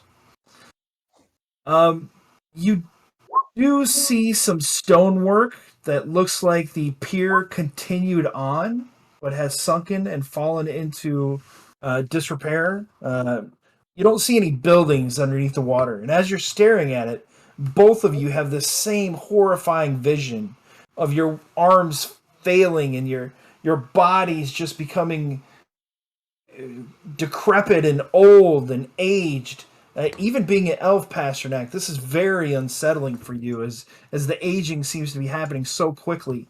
Both of you managed to break your view from looking at the surface of the water with a little bit of horror in your eyes. And when you look up, Pasternak, you think you see something far off in the distance, about 300 feet into the middle of the water. I think you see a boat when you look up. is there Urk, anyone in the boat? you do not see anyone in the boat. That doesn't mean there's no one in there, but from this distance, even with your heightened senses, it doesn't look like there's anyone in there. Urk, you begin footing off toward the tree to get some wood. And yeah, Coral is watching you. We'll come back to that. You're walking off. Okay. Daphne, you see them walking off. Barclay, what do you guys want to do? Check back in?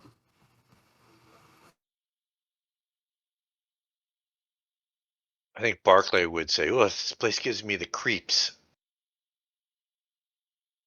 I don't know if I want to stay at this lake much longer, having felt like he was aging and kind of sloughing it off." Well, there's that boat out there still, right? Now, point out to the boat.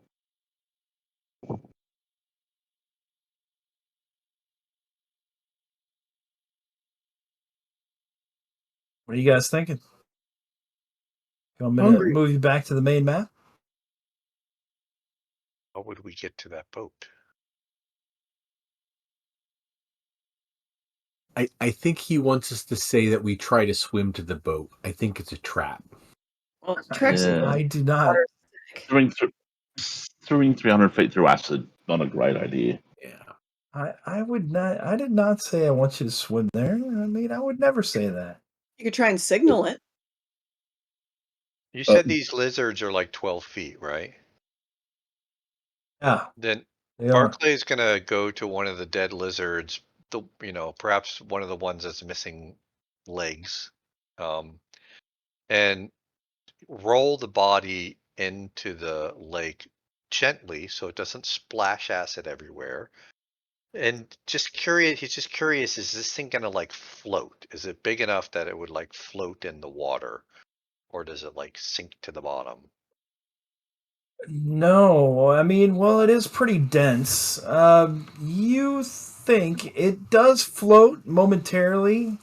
Um, Maybe if the thing was hollowed out and fortified, it could be like a good canoe. The one thing that you do notice, it does kind of bob and sink. It's heavy, right? So it's going to eventually sink down. One thing you do notice is that the water doesn't erode the scales. This corrosive water has no effect on the scales whatsoever. And I don't know, maybe this could be like a lizard canoe. What Crazy about idea. I've got an idea. Hey, what Bart, about the meat where the claw's been severed? Does the acid affect the lizard meat? Say that one more time. Where they've cut the claws off the lizard, does the acid affect the meat, the flesh? Once the body begins to sink, so it floats momentarily, but it eventually is going to be able to sink because it's dense muscle. It'll have to get waterlogged before it floats and bloats. But yeah, if the water touches where the feet have been severed, it does begin to sizzle and burn. Yes. Okay, yeah, cool. without taking my eyes off of Urk, I'm like, hey guys, you know that things are moving around out here. Try this. Look at the boat. Close your eyes. Imagine that the boat is now right here on the shore, and then open your eyes again.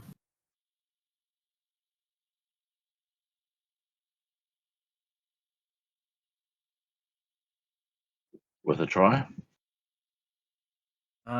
Do you do that? Yeah. Nothing happens. Worth a shot. Worth a try though. Yeah, good try.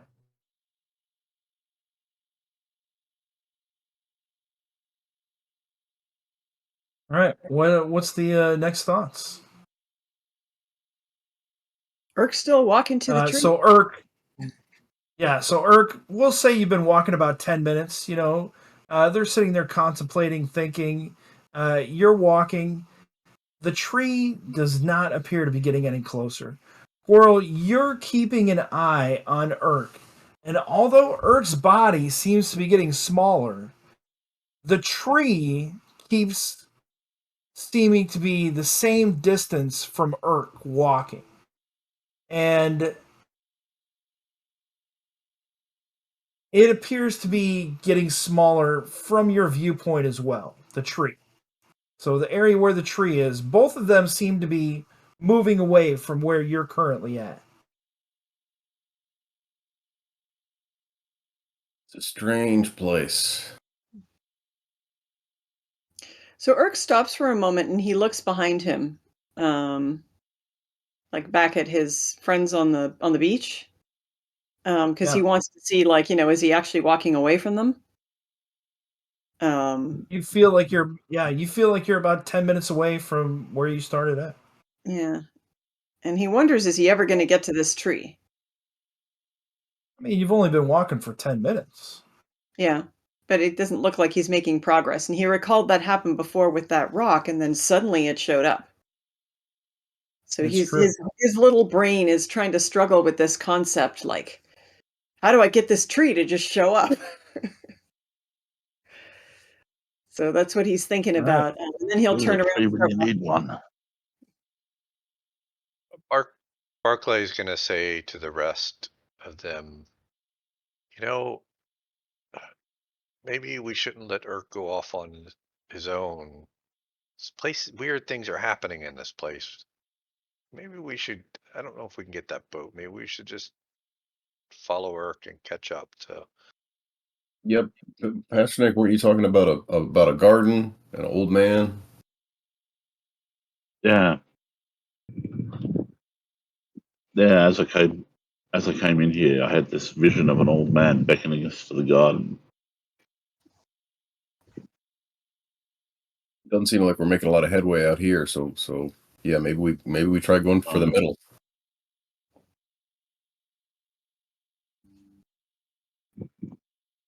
Give it a try. Daphne, what are Maybe your thoughts? we should probably catch up with Urk before we lose him. Yeah, we can't separate. If we can't separate the party here. Daphne is very pro. Let's get the barbarian, bring him back, and do the next thing together. Hey, Urk, hold up. Hey, We're so- coming to meet you. So Can you I guys hear start running after Urk. Yeah, you can hear him. And do you turn around and stop? Yeah, if that's what they say, then he'll kind of look around confused. He'll stop and look around like, You coming? As you guys are heading to Urk, you think it takes you a few minutes, but you eventually catch up to Urk, no problem. Urk, as soon as you turn around, your friends are like right in front of you. So it's almost like if you did go anywhere. The beach is like standing right there, and you've been watching Urk the whole time, Coral, and you started moving toward Urk. Eyes are on Urk, and it just definitely felt like it happened very quickly. But you do recall walking, and then here was Urk. It's like your mind was trying to focus and focus in on it, and it just happened. Just the slight wandering of the mind, and it just happened. Urk was right there.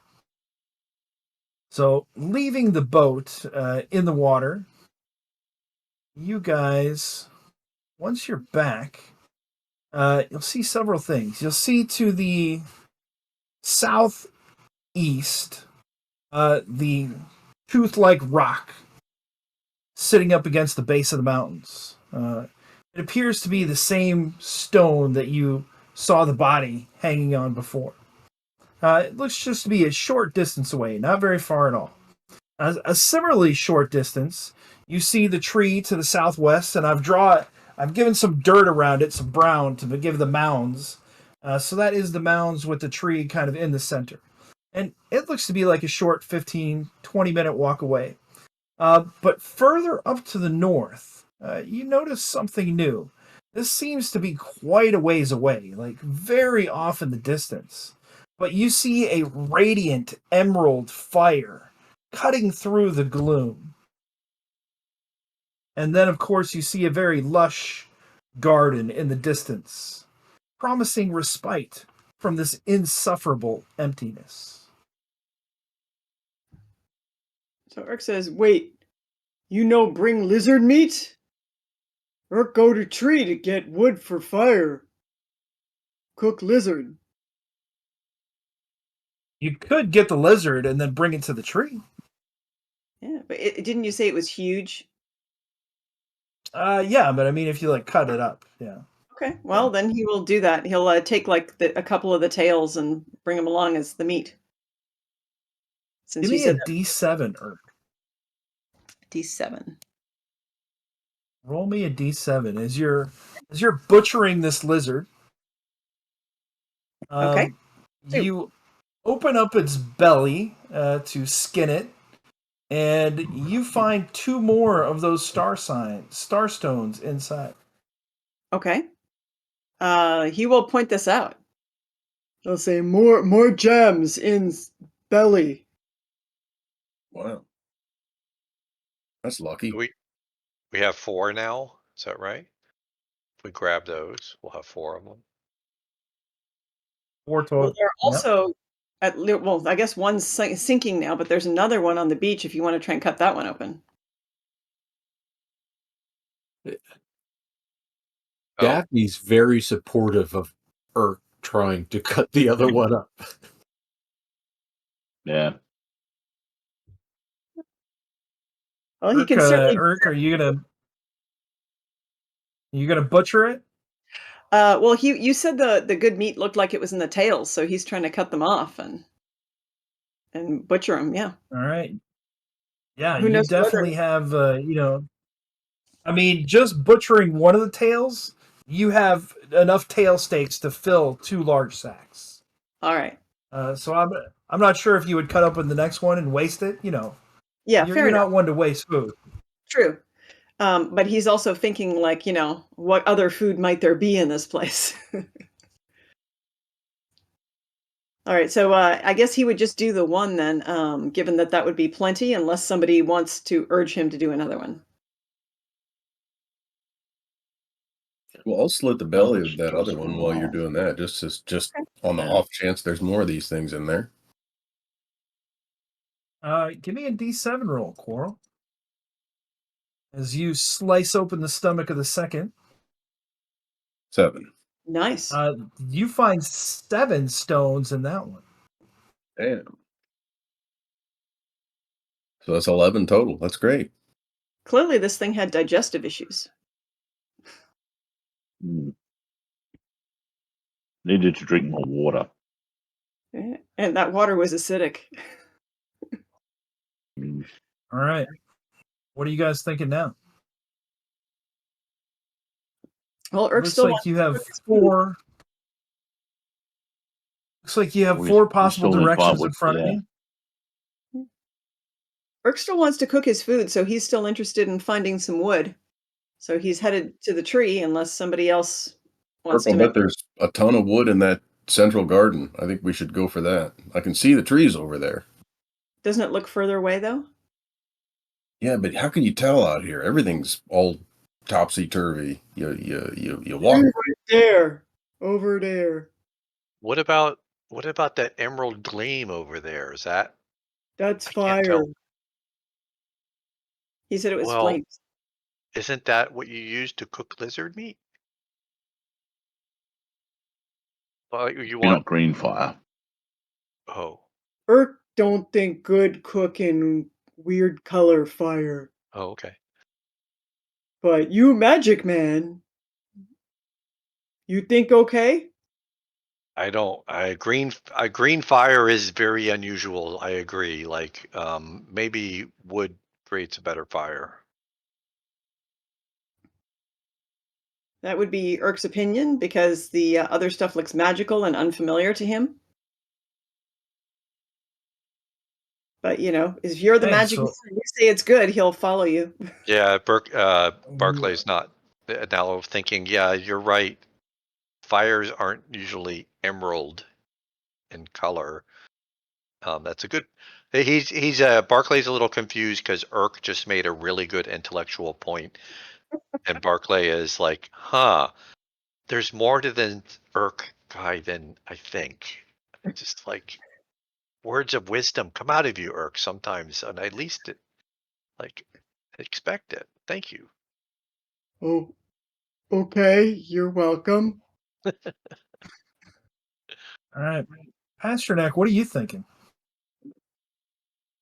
I'm with Urk here. We should cook up this lizard meat, and as tempting as the garden looks, it's all green wood. It's not going to burn very well. This old dry tree, on the other hand, that's firewood in the making. So yeah, I'm with Urk. We should go hack some wood off this tree. It sounds like we have a consensus that we're heading toward the mounds and the tree. So after it looks to be like a short distance, 15 minutes away, not very far at all. After about an hour of travel, and Quarrel, I'm sure you're watching it very closely. Is that accurate? Yep. After about an hour of travel, it still looks 15 minutes away. Another hour passes. As you guys are traveling, everything behind you is getting more and more distant. So, not relative to the map, but relative to how you're viewing it. So I'm going to move things a little bit further away, but the map wouldn't be on there, just from like kind of your viewpoint as you're looking back. Everything you're walking away from looks to be moving further away. But the tree and the mounds you're walking toward don't ever seem to be getting any closer. You walk for 2 hours. You walk for 3 hours, determined to get We're to not this gonna- tree. What about the 2.5 hour Also- mark? I'm like, I'm telling you guys, this Abbadon, I don't know if he's a wizard or a god or what, but he's playing us like a cheap loot out here. We're not getting anywhere. Mm. Okay, Oh, so if we give up the Daphne, mobile do you want to source try of the coin firewood, trick again? if we give up the mobile source of firewood, Irk, once again, great idea. Mobile source of firewood, I really like that. Where do we go then? Where should we go if we're not going to chase down the firewood? Somewhere with food.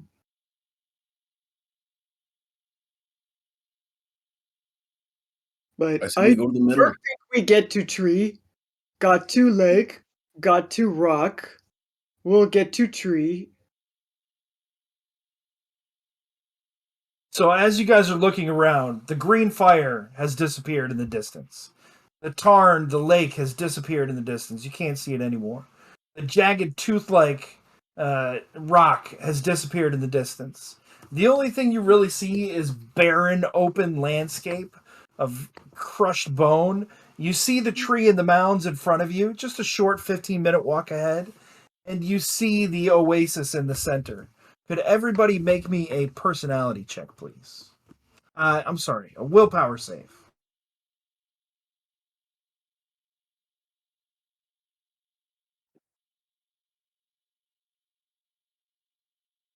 Hey, looking good, looking good. Ooh, Quarrel, do you want to stay on a 5? You know the answer to this. Quarrel, you are getting very, very depressed. I mean, this place is weighing on you heavily. And speaking of the Elven Woods to cheer up Pasternak, you can't stop thinking about it. I mean, and you're going to lose another point of personality temporarily. So, the tree in the mounds, a short 15-minute walk ahead of you. You don't see any other areas to head to except for the oasis in the center. What do you guys do? Now, you could turn around and head back the other way to one of the other things.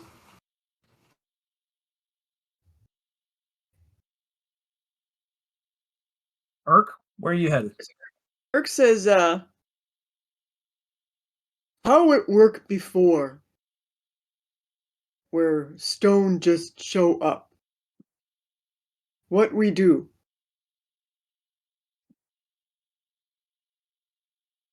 It's a good question, Dirk. I don't know. I don't Um, think we were doing anything in particular. You magic man, I you think we know. looked away briefly. Yeah, maybe that's it. Looked Maybe away that's it. briefly. Let's all Keep look our the eye other off the way. ball. All right. Chris, you go ahead. Let's all look the other way. Pasternak, what do you say about that? Yeah, give it a try. Daphne, what are your words of wisdom? We're going to give that a try. All right. You're going to look what way? Back towards the lake. Are you going to begin walking that way? No. Okay. You don't see anything. Now we turn back to the tree. Is it right there? It's not right there. It's still 15 minutes away. Just a short stroll. Even if we're facing the lake and I put on the magic coin looking behind me, So you're facing the lake and you put on the magic coin looking behind you. Looking behind you through the coin, you see the tree and the mounds. A short 15-minute stroll behind you. okay, so I'm gonna turn around 180 degrees. I'm gonna face the ent that's following us, and Okay. does it look now behind me that the lake is still the same distance it was? You don't see the lake anymore. Ooh, well, I let the party know. Well, no, you already lost sight of all the other and the play. I told you that.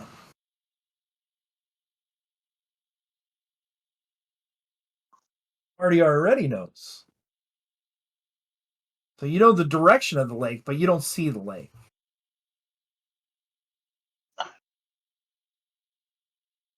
Right now, Why you don't we guys are try just like, walking away? from the tree with the coin. in Which place. way are you going to walk? Walk towards the garden. Okay. You begin. Is that where everybody wants to go? Sure. At this point, anyone who's got an idea, I'm following them. Pasternak is our temporary leader, so we'll follow him. Oh, okay. Guess there would there. All right.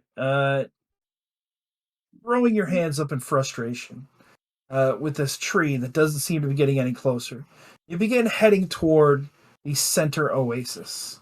After about a short 20-minute stroll, with the tree and the mound still right over there next to you, if you look over your left shoulder, the ground begins to shake and shudder as you see you're getting closer to the oasis in the center. A crack appears in the ground as you try to struggle to maintain your feet. A huge wind kicks up and a tornado explodes from the ground. A horror beyond compare, comprised of countless deceived souls that perished on this land. The tornado of souls sweeps over the open waste, heading straight towards your group. Let's roll initiative. That undead? I think that is safe to say, yes. I don't know if we can roll initiative without tokens. That's a very good point. You guys can all select a party token, and I think that will work. Okay. Yeah, looks like it does. And what you see is this little guy right here. It's a tornado made out of Welcoming. bones, spinning souls. I like all the Death. swords at the bottom. I like the face it all makes out. Make that a little bit smaller. I mean, it's big, but it's not quite that big. It is pretty big, though, compared to your group. And so I got a +4. Come on, initiative. Cheating. Well, it looks like we got one initiative. We'll just do one initiative for everybody. So the best is going to be 18. You guys act before me. What are you doing collectively as a group?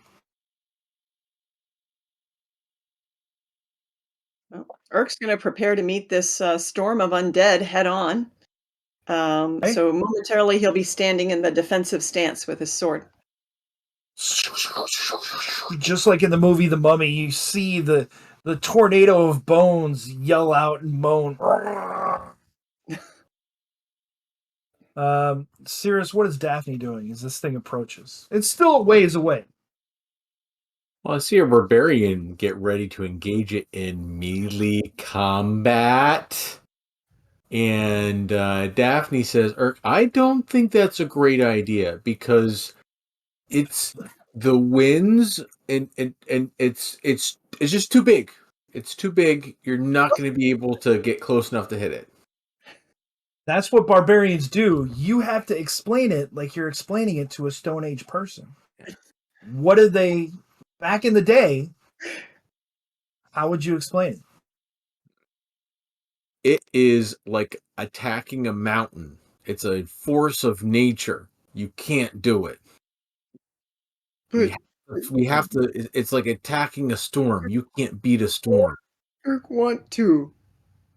We have to find. Sword want to kill undead.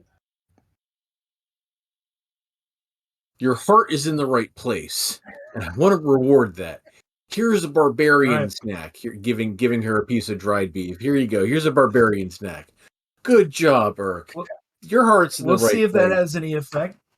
Pasternak, what are your plans? I think we should get the hell out of here, and try to encourage Daphne, since she seems the most fragile member of the party. That this thing is coming for us, and Daphne's probably going to be the first to go down. I mean, I think Daphne's ready to get out of here. Coral, what are your thoughts? Coral has pretty much lost the plot at this point, and he's shouting, Abbadon! We tire of these illusions. Show yourself! And he attempts to disbelieve in the deadly tornado. Give me an intelligence check. Barclay, what are you doing? Barclay just thinks this wind of souls and faces that are kind of howling in front of us is very unholy, and he's going to try and turn unholy to stop it from coming upon us. Okay. Give me that turn unholy check. As hard as you believe, Coral, you don't want to test it. I mean, you feel like this is real. I mean, you're trying to disbelieve it, but the wind is kicking up around you. The bones, the ash is choking you. If this is fake, you feel like if you stay here, you might be killed. You hold up your holy symbol to Carpessa and yell out your prayer, to which there is no effect except for a as the maw opens up again, and it begins coming towards you. Daphne and Pasternak, I think they're ready to skin out. Urk, they were trying to convince you. What are your thoughts? Well, Urk isn't happy with what they're saying, but he also understands that they're smarter than he is and therefore probably have better advice. So what he does, the thing is like, screaming at us. So Urk kind of turns at it and goes, "Whoa!" and screams right back. And then Nice. if Daphne and Pasternak are still trying to drag him off, he'll let himself be dragged off. Luckily, you have these mounds in this tree that you can take cover in. A short 15-minute walk away, or run. And so we will see if you get there in 2 weeks' time. Thank you for watching, everybody. We will return on December 1st. Have a happy Thanksgiving from our Reaver Express family to yours. Be careful, be safe. This time of year is always tough. So if you're feeling any kind of any kind of feelings that you need to talk to anybody about, please reach out to someone and don't keep it to yourself. Talk to somebody. And happy Thanksgiving. We love you all.